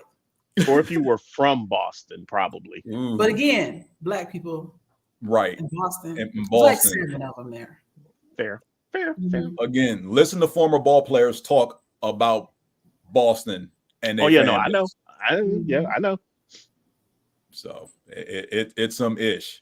Jordan and Pippen, I don't know if they had a rivalry back when they was playing. They definitely got one now. Shit. Oh, it was real back when they was playing because Pippen I remember there being rumors of Pippen talking about how Jordan wasn't shit without him and that he could have been the star and that Jordan refused to acknowledge his contributions and blah, blah, blah. And Jordan was like, boy, fuck you. So, yes, it was real way back then, Because remember, it's even more real now. Our persona is all, like Mike. If I could be like Mike, which was marketing, right. All of his appearances is just propaganda. Day to day, he was that dude, Of course. Mm-hmm. Which is weird because, like, listening to certain interviews of Mike and how he talked, and people like, like at that time when they were still active players, people always ask him, like, who would you put on, like, you and 4 of the players currently playing, like, or in any other era, like, who would you pick that, you all wouldn't lose? He would always start with Pippen. Yep. Pippen was always his first pick. Yeah. I got a favorite pair of shoes too. Which is weird to hear that about them then having beef. Now, granted, don't get me wrong. Yes, Pippen did have a chip on his shoulder because the 2 years that Jordan basically played baseball and was playing basketball, Pippen wanted that recognition. He wanted that step up, whatever. He wanted to prove, like, I can carry this team. Unfortunately, he couldn't carry that team. Well, he proved it. It's just the proof did not turn out the way he expected. That hypothesis proved to be false. But yeah, he did not. So maybe the beef was more Pippen. Yeah, and Jordan in his mind. It was definitely more Pippen than him. But when The Last Dance came out, you could see that there was beef both ways. Yeah. Especially now that Pippen is talking about he's better than Jordan. Yeah, bruh. I'm like, and the fact that Jordan's son is tapping Pippen's ex-wife. I mean, that's the ultimate revenge, generational cuckolding. It's awesome. That Furious, what you got? Okay, my number 2, real fans versus everyone else. Oh, specifically Atlanta fans. Because I'm glad you just stopped with Atlanta because we've had this discussion. I mean, I'm not qualified to talk about fans of other teams. Mm-hmm. I am overly qualified to talk about fans of Atlanta teams and them other people who just happen to be at the arena. Because like you said, Detroit went 0-16 a few years back. Mm-hmm. I don't know for certain that they sold out every single home game. I would be willing to bet you that they still sold out the majority of that stadium in that 0-16 season. They did, You because you let Megatron the, was on that team. you let the Atlanta Falcons go 0-16, not We won't counting even the let two them teams ride playing. martyr. It'll be 5 people at that arena, and I'm gonna be one of them. I mean, five Falcon fans, yes. The 50% of that stadium still will be filled by fans of the opposing team. Probably. Yeah, But Atlanta fans hate you. yeah, it's just like last a friend of mine went to the Hawks game last night. She is a huge LeBron fan. Most of the people at that game last night were Lakers. LeBron fans. I Mhm. can't Oh, even LeBron say that fans, they sorry. were Laker fans. They were LeBron fans. Gotcha. Atlanta fans are really, really fickle. And I think it comes from the fact that I've always said Atlanta is not a sports town. No, I it's just not. don't think that It's it not. is. So it's Mhm. like while Atlanta teams are winning, it's a party. Everybody's out. We celebrating.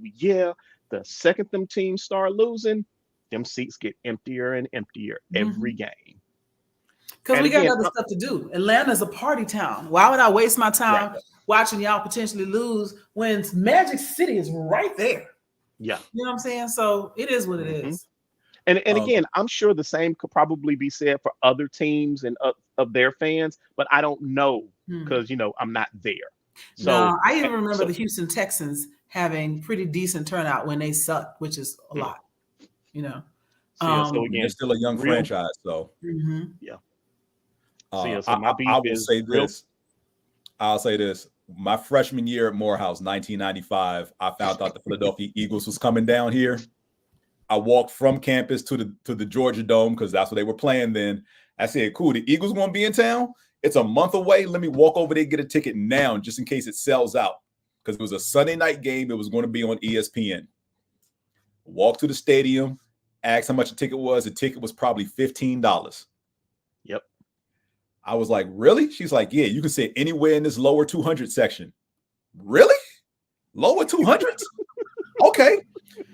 Let me get right there at the corner of that end zone right there because maybe I can catch my team score some touchdowns or whatever. Get to the stadium. The stadium is like a quarter filled. A quarter. 25% filled. Yeah. All Eagles fans. Sounds about right. Mhm.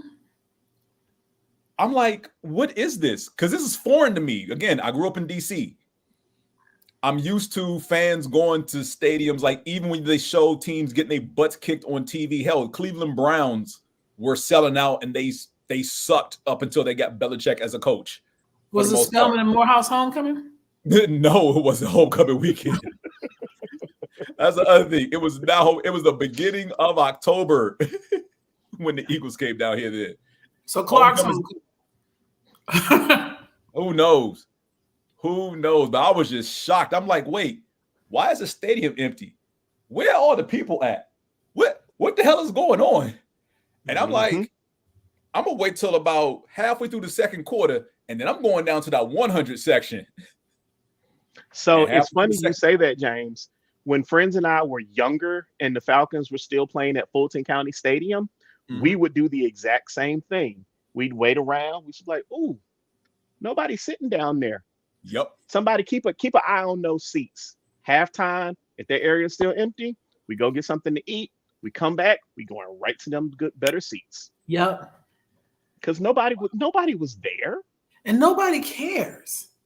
Current tense, nobody cares. Nobody cares. Yes. Atlanta United is probably the only team that consistently sells out. And that's because their fan base is completely different. Their fan base, I would posit that their fan base is made up largely of Atlanta transplants who like soccer. Yeah. And Atlanta natives ain't never seen a game. And from what I can tell, because I pass by the stadium every day going to and from work, the majority of those fans are not native English speakers either. Nope. Yeah, because America still doesn't really mess with soccer. Soccer that Not much, really, because we still call it soccer and not football. Like we're always going to have something else to do. Mm-hmm. Like I can remember every time I've listened to a broadcast of Atlanta United or listened to like post-game interviews, I have never heard someone speak with a American accent. It's right. all again, but again, that goes back to it's not really an American sport. Mm-hmm. But yeah, so it's Atlanta United. Granted, they play in the same stadium the Falcons do, but they always have a better turnout. Stadium anymore. It ain't the Falcon Stadium; it's the United Stadium. Yep. The only thing I can say is we took the name away from the Saints, and they don't have it anymore. Oh, what? Mercedes-Benz Dome. Mercedes-Benz.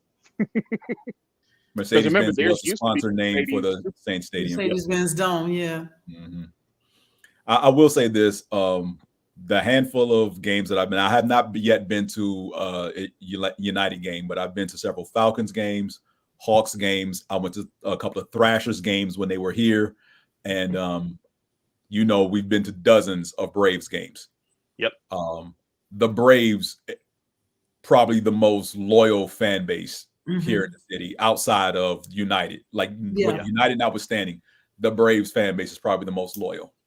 Especially now that the Braves play a lot closer to where most of their season ticket holders live.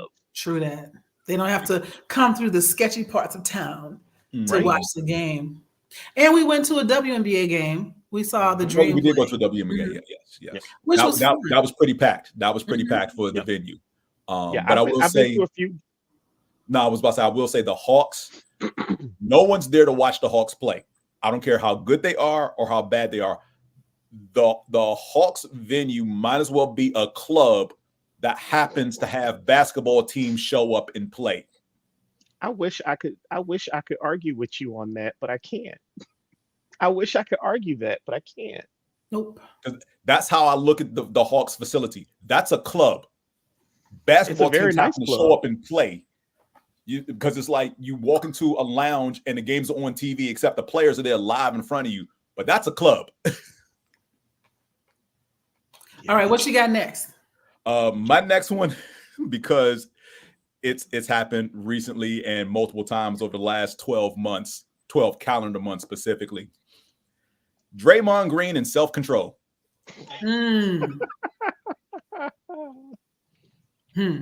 Funny. This man, look, sometimes I want to ride with this dude because he has a case. And other times it's like, I don't know what the fuck this dude was thinking. Whatever y'all do to suspend him, kick him out the league, whatever, he probably deserves it. But I can't cape for every single infraction he's done. Really, the only two I give him a pass on is when LeBron stood over him and he was trying to get up, because standing over a player says something. There's aggression there. Yeah, there's aggression and intent there. So for LeBron to stand over him, the fact that he swung upward and LeBron's man region happened to be there, so be it. You shouldn't have stood over me. That what type of disrespect that carries when you stand over another player. So for that, I don't begrudge him for that. And then last year in the NBA playoffs, when Sabonis grabbed his leg and refused to let go while he was trying to run up court, and he had to bring his leg down somewhere, dude's chest basically was in the way. It was like, I either fall down or I step on your chest. I'm going to step on your chest. You shouldn't have been holding on to my leg. Those are the only two things I can give him a pass for. Everything else he's done in his career, as far as kicking Steven Adams in the man region, what he did to the Denver or Phoenix player just earlier this year that got him the 12-game suspension, I can't condone those things. I can't, because it's kind of like you wasn't doing what you trying to convince us you was doing. Like, you literally balled your fist up and swung backwards and clocked this dude square in the jaw. I can't give you a pass for that. So yeah, like, And it's not like it's Dennis Rodman level antics, because Dennis's antics pretty much got under the skin of the other players, but it wasn't a violent thing. It was an irritation thing. It's like, this dude is too close to me, or this dude keeps breathing on me, or he's whispering shit in my ear that's pissing me off, and now I gotta react. Like, and that was part of his tactic. Like, that was strategic. Like, the most egregious thing that Dennis did that got him ultimately suspended, because anytime players started to throw hands, Dennis would put his hands up and walk away because he knew his job was done, to show I wasn't the aggressor here. That was them. But the most egregious thing Dennis did that got him, suspended for X number of games is where he fell out of bounds, and I guess he was too close to a cameraman and tripped up and fell, and he kicks the cameraman, and the league suspended him for that. Yeah. And right. The Draymond's just a totally different animal. And I don't mean use animal in the sense of just like no couth or anything like that, just different mentality, as far as these are different levels as far as antics. Like, it'd be one thing if you was an irritant to the other team. You are detrimental to your own team. Like, what you're doing is not helping. No. So, Joy, what you got? It wasn't really a beef. It was the bite heard around the world. Tyson Holyfield. I remember it was a big lead up to that fight.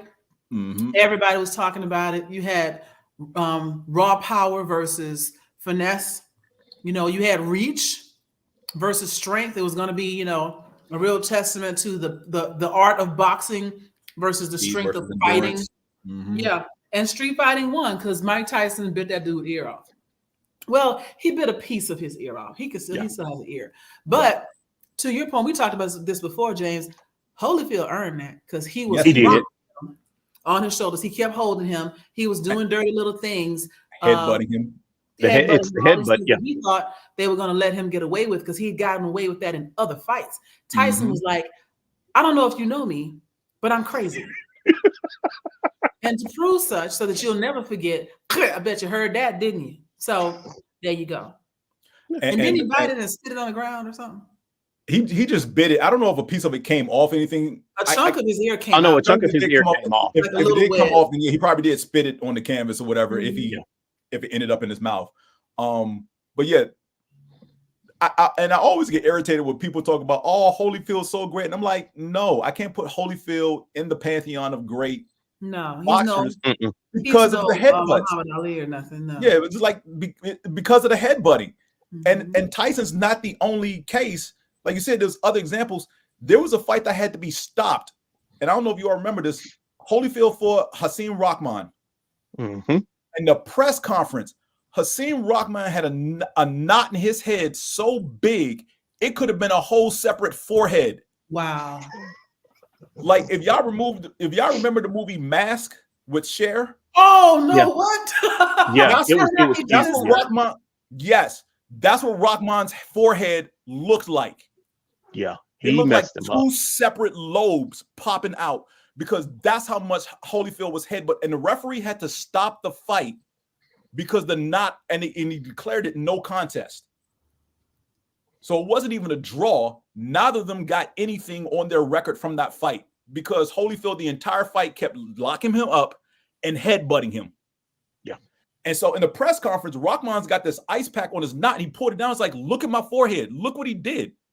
Y'all can't honestly think this dude is a good boxer. He's bad for the sport. And as he's saying this, the knot is bleeding down the side of his face. And so Tyson's like, let me tell you what you're not going to do. Right. Yeah. Yep. Look, and Holyfield fans can cape for him all they want. You will never convince me he was going to beat Tyson in a fair fight. He was never going to beat Tyson in a fair fight. Right. And I get that Tyson hits like a truck. Right. And I get that. People are scared of Mike Tyson today. He is 65 or so. Right. Yeah. And still hits hard. I wouldn't want to bump into him because I feel like I would lose a shoulder. Have you seen the training video, Joy? When he James, who was it he was supposed to be fighting when he was in that training video? The middleweight, Roy Jones. Yeah. Roy Jones Jr. And has this even been 10 years yet? So yeah, no, Tyson is still scary now. Tyson is scary now. Wherever he is right now, he's in better shape than anybody else. At that age, yeah. Period. Yes. I'm like, King Kong ain't got nothing on him. I used to always tell people I would easily fight Mike Tyson for $10 million. And people would be like, but you won't get to spend it. Yes, I will, because the second he draws back to swing, I'm falling. Yep. I'm not standing long enough for him to hit me. As soon as I see the arm go back, I'm dropping to the mat and I'm not getting up. The problem is he's heavy and bulky, but he is fast. You might not see that arm go back. That's a very good point. I might not. Yeah. You'd be like, as soon as and then your whole face is caved in because you didn't have a reaction time fast enough. The minute he starts walking towards you, just lean back. As he swings, just already be leaning back when he takes that last step, before he takes the step he needs to swing on the other foot, just lean back. And then just bite your lip or something so you have a little blood so it look like he hit you and just sleep. And when they try to wake you up, just nope, I ain't getting up. And get your money. Nope. Yep. One way or the other, the spirit will leave you. Yes. Yeah. One way. No, again, like Joy said, wherever he is at this exact moment, he is still scary. He is still scary. Very much so. Physically, I think that looking back at his career, I think that Mike Tyson was grossly misunderstood.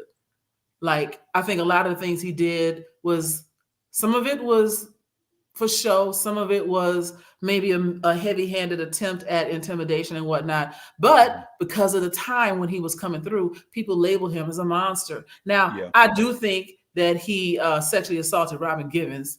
I believe that because I believe a lot of men don't understand when they are sexually assaulting somebody. That's a whole different conversation. But I don't think he was ever crazy. I think he just wasn't what people were expecting.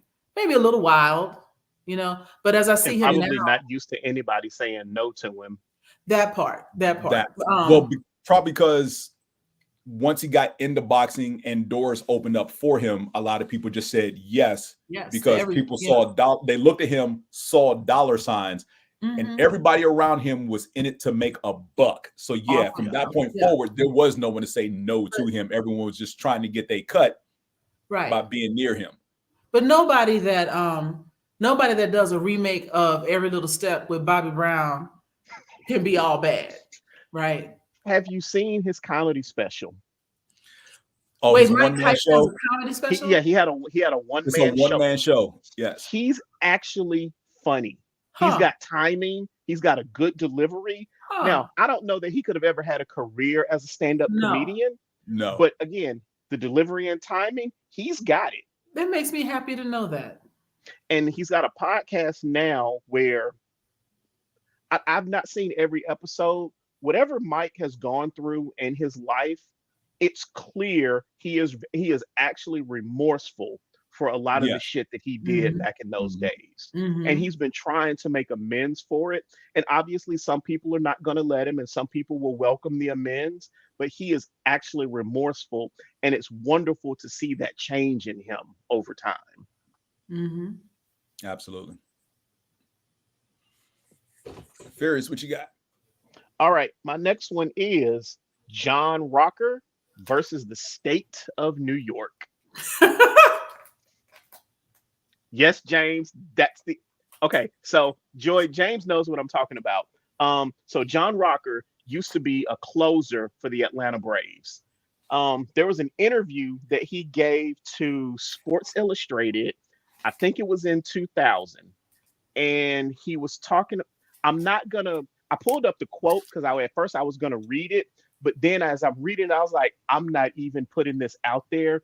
But he offended everybody. He talked about essentially John Rocker wants New York to be white. And I remember this because it came out when they was playing the World Series, right? I'll say this. I'd retire first. It's the most hectic, nerve-wracking city. Imagine having to take the 7 train to the ballpark looking like you're riding through Beirut next to some kid with purple hair, next to some insert slander for a gay person with AIDS, right next to some dude who just got out of jail for it gets so much worse. It is horrible. Horrible. And that's the interview that essentially killed his career. Good. I hope he is struggling right now. Oh, absolutely. Absolutely. Because like I said, I mean, he was, and afterward, everybody, and rightfully so, was on his ass about it.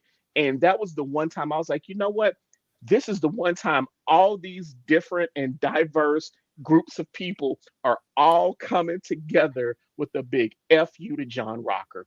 It was beautiful. So the beautiful part of them doing the F you to him, that's the beautiful part to me.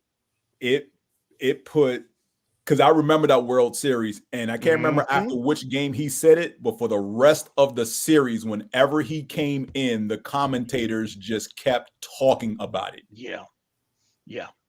So, yeah, any game that he was even suspected that he was going to pitch in the World Series, like the very next day, it was news for the next game of the World Series. All throughout the game, I don't even think he pitched the next game after he said this. Because he needs to sit down somewhere. The commentators just did not let up. Like every free moment they got. Well, so the starter's sitting down for Atlanta, and bullpen they've got warming up. Da da da. And John Rocker, who said da da da da da da da. You can read the quote for yourselves. And that was every time they talked about a relief pitcher for the rest of the series.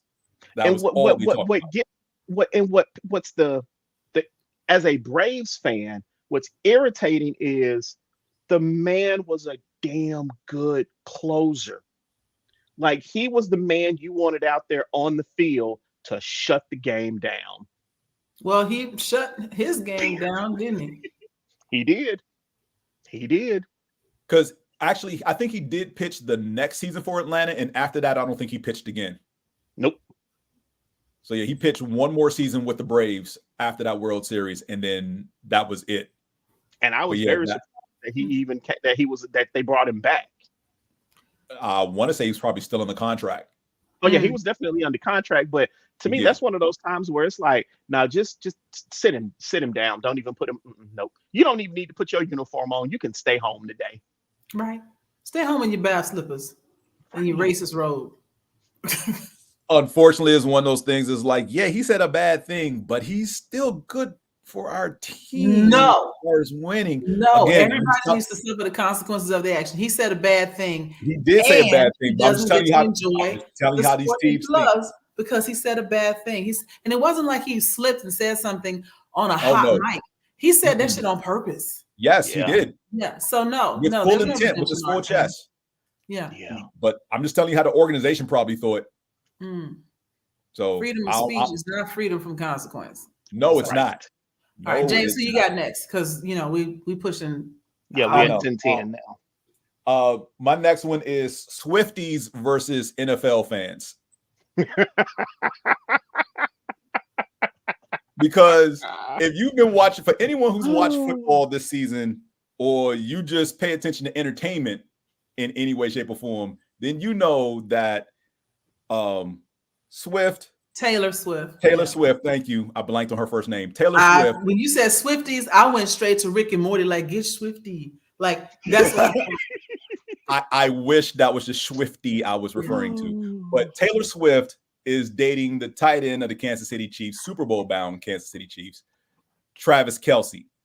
And I learned this before the season started because I listened to the podcast he does with his brother, Jason, who is the center for the Philadelphia Eagles. So every Tuesday they record, Wednesday it pops up on YouTube and iTunes. And yes, they are a couple.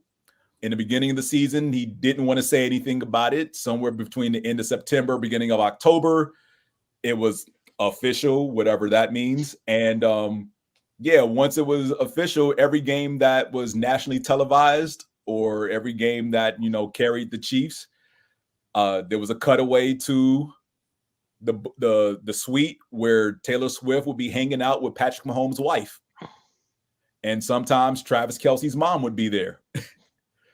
And it was always a big thing. And fans got pissed off because I'm watching my team play the Chiefs, and all y'all keep doing is cutting away to the press box where Taylor Swift is. And I'm like, you do realize this is a good thing for football, because curious fans of Taylor Swift who may not watch football may actually start watching football. The league kind of wants this. The league likes anything that brings in more eyeballs, whether it's permanent or short term. Doesn't matter because it means money. Anyway, it's money, period. Doesn't matter if it's short money or long money, it's still money. So the league doesn't give a crap. Taylor Swift could show up, not show up. They don't care. It's on the network that's broadcasting the game. Don't be mad at Taylor Swift for going to the game. Be mad at the broadcast team for constantly cutting away to Taylor Swift every 5 seconds when the camera should be on the field during the game of play. The thing that I think about, and ultimately I don't really care. I'm not a fan of Taylor Swift, nor do I dislike Taylor Swift. Right. I'm just kind of yeah. It's one of those things I find funny though. I've heard a couple of her songs, and she's got a couple nice songs that I can admit that I like, but I don't know much about her, so I don't really have a vested interest. Mm-hmm. Right. But I'm listening to all of the hate that some people are spewing towards Taylor Swift for being there. Then I'm hearing some of the hate that is being thrown at those people who throw hate at Taylor. And I'm sitting there and I'm like, okay, either they're going to stay together for the long haul, and this will be a permanent fixture no matter what team he plays for, or their relationship will end and she won't be at the games anymore. And she'll write a song about it. And she'll write a whole album about it. Not a song. Yep. An album. Yeah, this relationship's gonna be an album. Now the Probably one called thing Last Down. Welcome, Taylor. It's really just been interesting to me because the one thing I got to thinking about was Jack Nicholson with the Lakers, Spike Lee with the Knicks. Mm-hmm. If Taylor was a hardcore Chiefs fan and became a staple in the arena the same way Jack and Spike are, I wonder how would things turn out then. Who knows? Michael Jackson went to Lakers games on the regular. Well, I mean, but it's the Lakers. You expect to see tons of celebrities at Laker games. Okay. Yeah. True. So again, and I don't know if I'm assuming she's probably the most famous person that's consistently been at Chiefs games. Do you think that's a fair assessment? Because I promise you, Beyonce is not at the Houston Texans games. Nope. At all. Not unless she's performing. Probably, yeah. Who is it? Other famous fans the Chiefs have. I won't use air quotes, but famous fans the Chiefs have. Paul Rudd is a diehard Chiefs fan, and Paul Rudd. Yeah, Paul Rudd. Don't back here. And what's his name? Eric Stone Street, who was on Modern Family. He was on Modern Family. He was oh gosh. Is he the redheaded dude? No, he was the heavyset guy who was the part of the gay couple. Oh, the redheaded dude's husband. Yes. Yeah, don't nobody care about him. He was Cam. Yes. Don't nobody care. He is a diehard Chiefs fan as well. Okay. So those are the only two famous people I know of that are Chiefs fans. Didn't they do something similar though when J-Lo was dating a sports A-Rod or whoever? A-Rod, yes, while he was playing with the Yankees.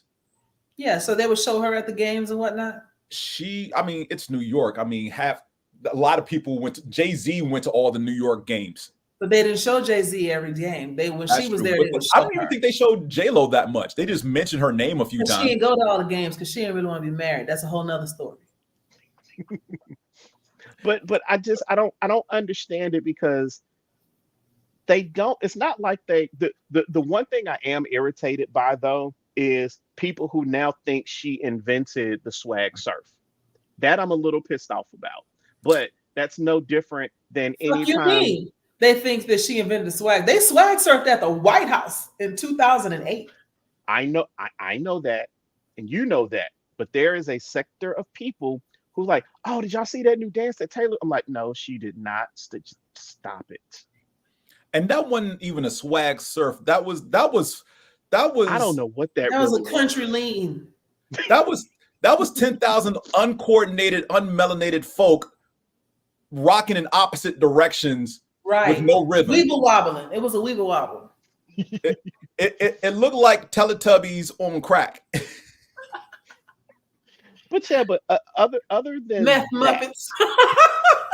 There you go.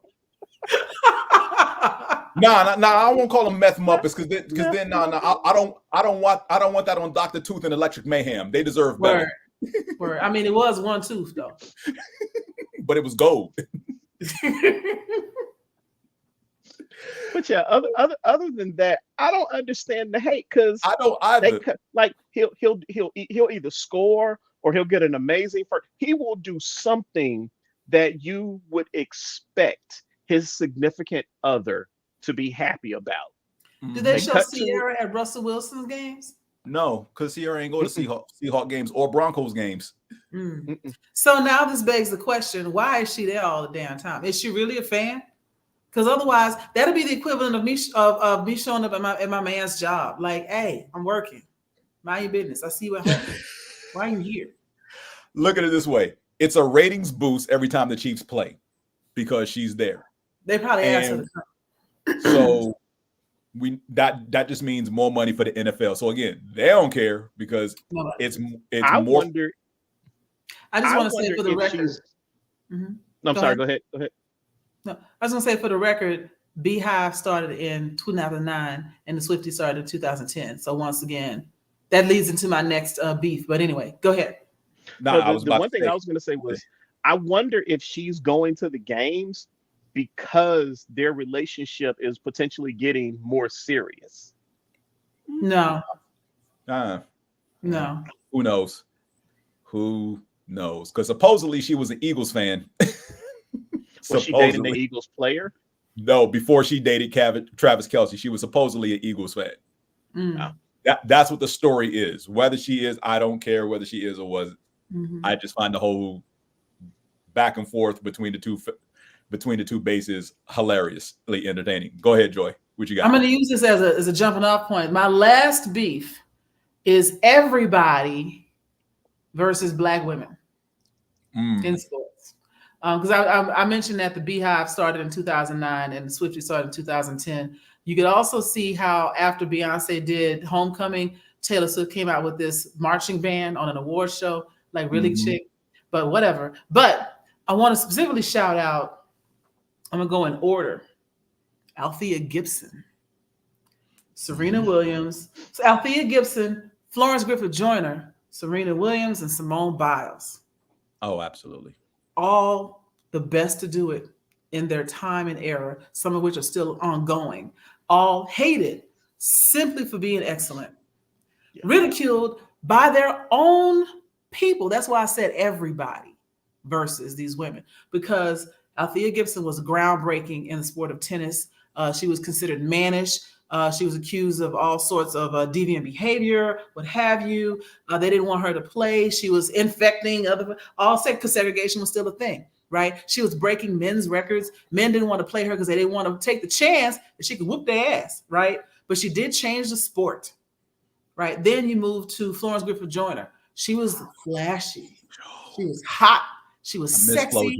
She had everybody trying to wear one leg out. She had long hair and crazy nails. And she honestly reinvigorated that whole nail art as a thing. We still doing that today behind FloJo. FloJo was a name. FloJo was so famous and so popular that we found out who Jackie Joyner Kersey was because Florence Griffith Joyner was related to her, right? But they hated her on the field. They said she was distracting. They said that it was a tactic she was using to try to slow other people down. You can't slow nobody down in their race. You racing. If anything, you should be able to see how far behind you are because you're chasing that neon green in front of you, right? Next up, Serena Williams. That's a long and very storied history right there of how her own people, including Black men, not y'all, but other Black men, said she was ugly. She was not as good as her sister. She was fat. She wasn't worth anything. Then when she married somebody outside the Black race, she was a traitor. She should have looked for a good Black man. Look where, right? Then when she got pregnant and almost died Because even though she was famous, there is still a 1 out of 3 chance in any hospital in the United States that your doctor is going to believe that Black women don't feel pain the same as white women. There's a long story behind that too. Look up James Marion Sims, the father of American gynecology, because he used to experiment on Black women during the slave times and say they didn't feel pain. And we still believe that today. But anyway, she was a victim of that. She ended up having blood clots and having to wear that full bodysuit, which they said was a regulation. They tried to kick her out for that. She almost died, and she's still trying to play the sport she loves. And all you can say is you don't like what she got on. They come up with all kinds of stupid reasons to hold her back. They test her, drug test her time and time and time again. You've been drug tested this chick for 15 years. She's never been on drugs. Why do you still think that this time will be different? Right? And then Simone is so good. They make up stuff to call her tricks.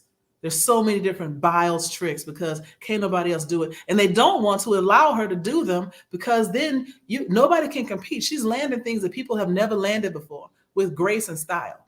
And again, even her own people has something mealy mouth to say about her hair and it's sticking out and why she couldn't do this better, blah, blah, blah. Let me see you do 11 flips and win 16 gold medals and not have a hair out of place. Fuck you. You know, looking at you, Black women, because y'all was saying it too. So everybody needs to shut the hell up about Black women and let us save this planet for the last damn time. That's my last beef because I feel that one in my soul. Can't stand the way, if you think about just oppression in general, we got all the oppression of Black men plus sexism on top of that, right? If you would just listen to Black women more often and let us be great, we could make the world better. But y'all, not you two, but people, everybody, so busy trying to hold us back that if I'm trying to hold you underwater, I got to be in the water too to do that. I'm holding myself back too. And so let Black women be excellent and catch up. That's what I'm saying. And now I'm officially done for the evening. Well said, Joy, because the Olympics is coming up and I love track and field. The only thing I'm going to watch more than basketball when the Olympics pop up is track and field. Oh yeah. And I mean everything track and field, mostly track, some field, but I'm going to watch every single sprint, race, prelim, final, quarterfinal, all of it. I'm going to watch all that stuff. And I remember like in the 80s, the Olympics, the 84, 88, 92 games. Mm-hmm. I don't care where I was. I had to watch track and field, and FloJo was out there, drop everything out. My mama calling me, James, come do, huh? What'd you say? What are you, FloJo running? We had Olympic watch parties. Yes. Mm-hmm. Oh, wow. That's cool. Indeed. Like that was appointment television. FloJo's running. Okay, everybody drop what you're doing. We watching FloJo. Mm-hmm. She out there running. And like you said, Jackie joined a Kersey because they're related by one of them married the other one's brother. So that's how they're related. But yeah, you watching her too. So just and some of the things they said about FloJo, they said about Jackie as well. As far as her winning the heptathlon or whatnot, because they try to change the rules for that event as far as resetting times and distances as far that's as what they do whenever we're getting good, they move the goalposts. She was too good. Because she was too good at it. Mm-hmm. Because she was dominating world competitions, and I think she won something like 3 or 4 in a row, and they were like, whoa, this is right. And Simone Biles' trick should be rated an 11, but they like, no, we're just not gonna let you do that. You compete and they penalize her for doing them. Mm-hmm. Because they're like, they're too difficult. Being too damn good. What kind of bullshit is that? Because they're too difficult that nobody else can do them. Well, then other people need to step their game up. Risk your life. Go ahead. Or back out. Go ahead and admit that you fighting for silver and let me get this gold. And as far as Serena being drug tested, I always find it funny that broadcasters at ESPN will always talk about the rivalry she had with, who was that model chick who played tennis? Because I refuse to call her a tennis player. The Russian chick. Martina? No, not Martina. Sorenstam or something. Annika Sorenstam or something like that. I can't remember who she is, but it was a Russian tennis player Serena and her played basically over 20 times. The first 6 times they played, 3-3, right? You could call that a rivalry. The next 20 times they played, Serena beat the brakes off this chick 19-1. And they wanted to convince you. Sharapova, Maria Sharapova, yes. And they wanted to convince you that this was a rivalry. I'm sorry, this ain't been a rivalry since it was 3-3 when Serena first started playing tennis. Yeah. Serena's beat the brakes off this chick 19 out of 20 times. That's not a rivalry. Serena is her mama. Period. In a discussion. And like you said with the drug testing, come to find out, she was the one using drugs. The Russian chick. And they didn't want to say nothing about it then. They were like, oh they tried not to say anything until she got caught. Not once, but twice. She failed 2 drug tests. 2 drug tests. But they want to keep testing Serena. For what? The opponent's up there juicing up trying to keep up with her. And still can't. So Serena won her last major while pregnant. Yeah. While pregnant. Yeah. She could tell that little girl, you was with me the last time I won a major. She is the cutest little girl too. I follow Serena on Instagram, and some of the videos and stuff that they do, I'm like, that is just wonderful. All right, Fears, what you got? I've got Jordan fans versus LeBron fans. Oh God. Ooh, that's a good one. If ever there was an example of polarization, cognitive dissonance, and delusion, is there. Because LeBron is great and Jordan was great. And the hypothetical fuckery about who would be who today. Well, so-and-so in his prime was so-and-so of 91. Look, man, look. They're both great. Nobody really says Jordan was the Manigault of his time, right? But somebody's always trying to say that LeBron is the new Jordan. No, LeBron is LeBron. Let that man be. Well, see, that's one of the reasons why I don't like the term greatest of all time. Because in my opinion, there can never be a greatest of all time. Right. Jordan has said that. There is greatest of this generation, perhaps. Yes. And I think Jordan was the greatest. Now, some of this was hype. Jordan was the greatest of his generation. Right. He had a hype machine behind him. And LeBron is the greatest of his generation. And I remember when he first started in the NBA, there's a few things I do remember, because didn't he get drafted out of high school? Yep, right out of high school. And I remember the whole dust bullshit, all of that. Yeah. And people were wondering what he was going to do. And now he is, 6 inches on his hairline later, still trying to make it work. But yeah, that's the real beef. LeBron versus his hairline. That's the real beef. That's the beef you should have chose, not this one. That's the beef we need to get to the bottom of. Oh my God. LeBron versus his hairline. That's the beef. I don't understand why he didn't just cut it all off like we were on notice. Really be like Jordan and shave your head. Right. You're going to look the same because we can't see that hair from the front. No way. Jordan was balding in college. You can go back and watch the footage. He was balding in college when he was playing with James Worthy and Sam Perkins. He was balding then. Just embrace it and shave it. LeBron going to hold on to this thing so he can be Delroy Lindell's doppelganger. Delroy Lindo is his father. I don't care what nobody say. Delroy, you are the father. I've said that plenty of times. It's just too close. Oh my gosh! It looks photoshopped. It does. And he can't, because it's going to come right off in his hand. That's why he always got the headband up there. Oh my gosh! Look, the headband is up there to protect his lace front. Just shave it. Just shave it, man. Just shave it off, man. Just shave it.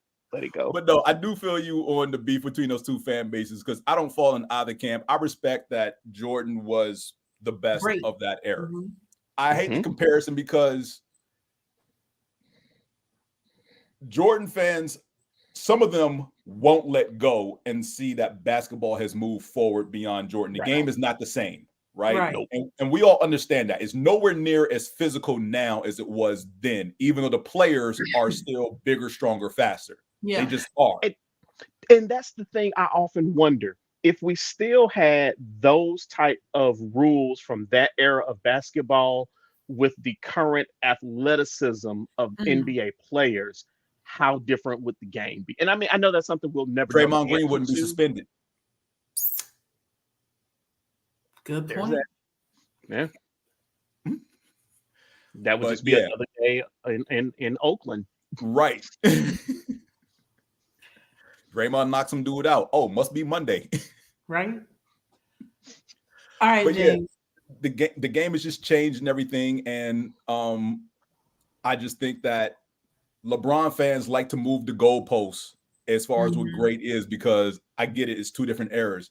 But if Jordan is great for winning 6 rings and never losing, LeBron has 4 rings. To quantify that, to re-quantify that and say, well, he's been to 10 finals. Well, that means he's 4 and 6. Right. He's lost as many as Jordan has won.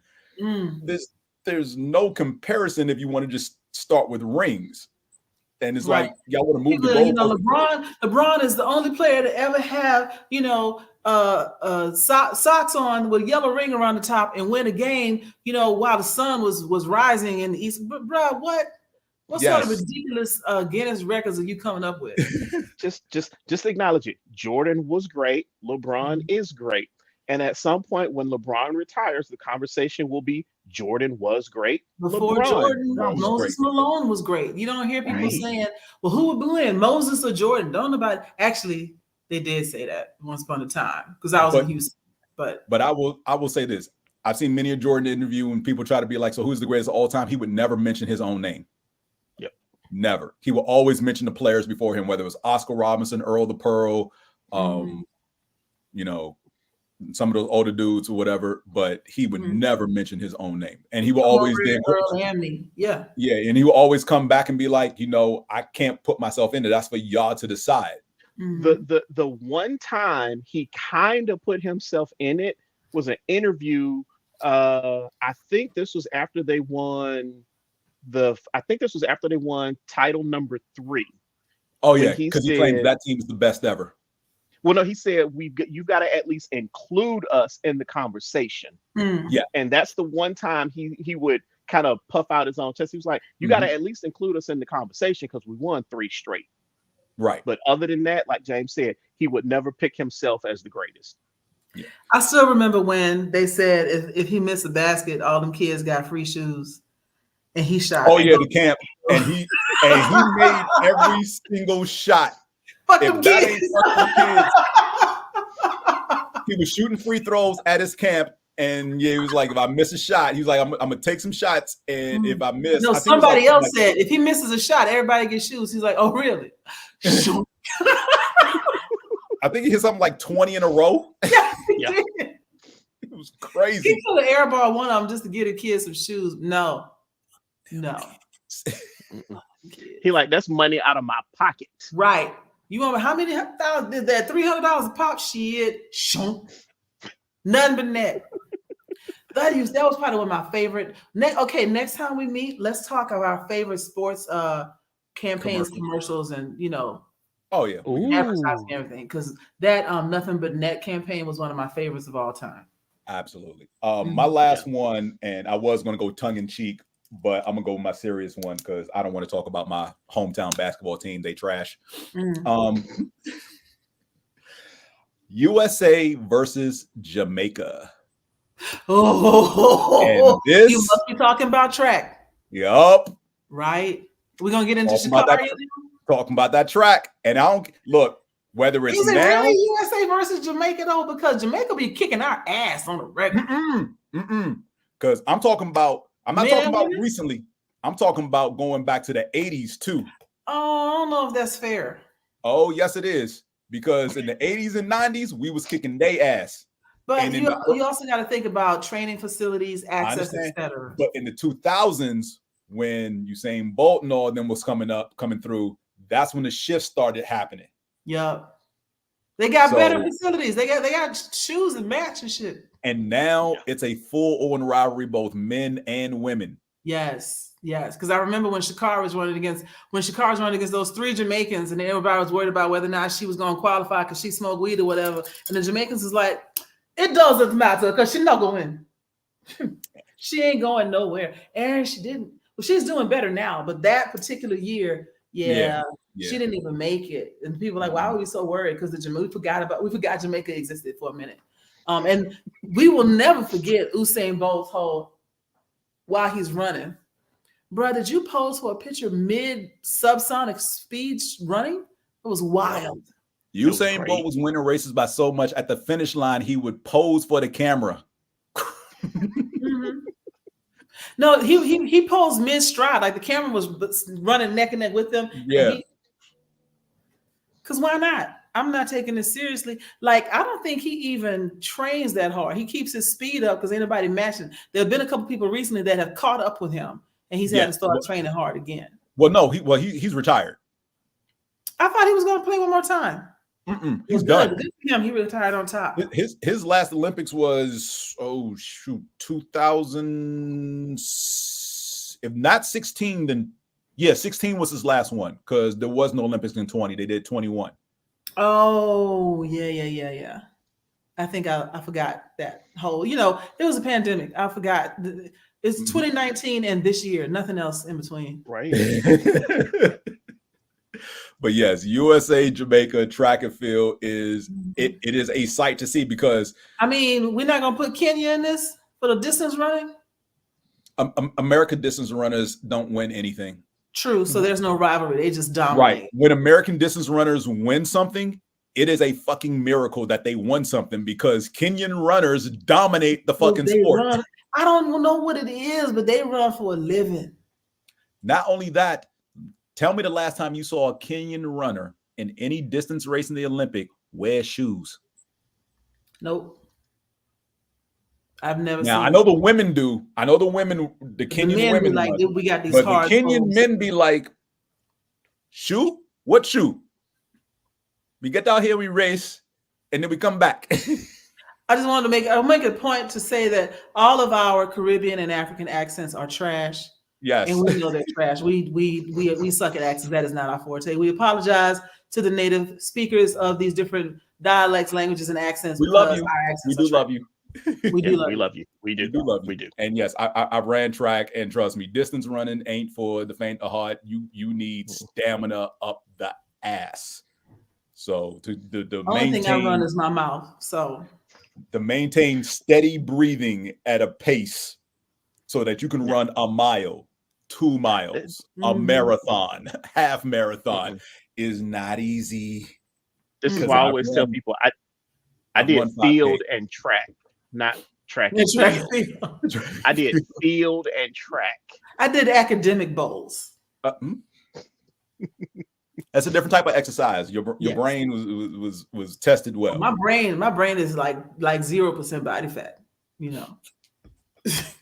All right, before we get out of here, any final thoughts before we head out for the night? Nope. I think we've kind of put it all out there on the table. Mm-hmm. All right. Well, we will be back in March at our regularly scheduled time. So don't miss us too much next month. Enjoy Black History Month. Enjoy the Super Bowl. Enjoy the NBA and hockey all-star games and any other sporting events that will be taking place that I've probably missed. Your homework, everyone, for Black History Month is to read Black AF History by Michael Harriot. I challenge you to download the book, listen to it, read it, whatever. Black AF History is an amazing read. It is fun to read, and you learn about a whole bunch of Black people other than Martin Luther King and Malcolm X. Wait, there was more Black people than them? Yeah, it was like 5 more. Oh, my God. It's a really good book. All right, with that, I will say good night, everyone.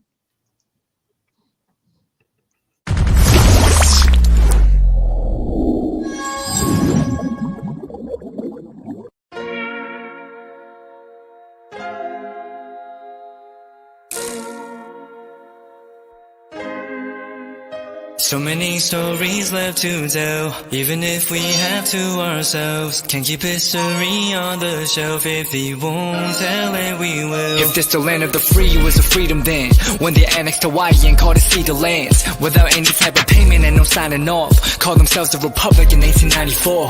1.2 million acres overtaken from the native Hawaiians. When they resisted, the West retaliated in violence and erasure. The Hawaiian language is banned as part of colonialism's plan to expand, yeah.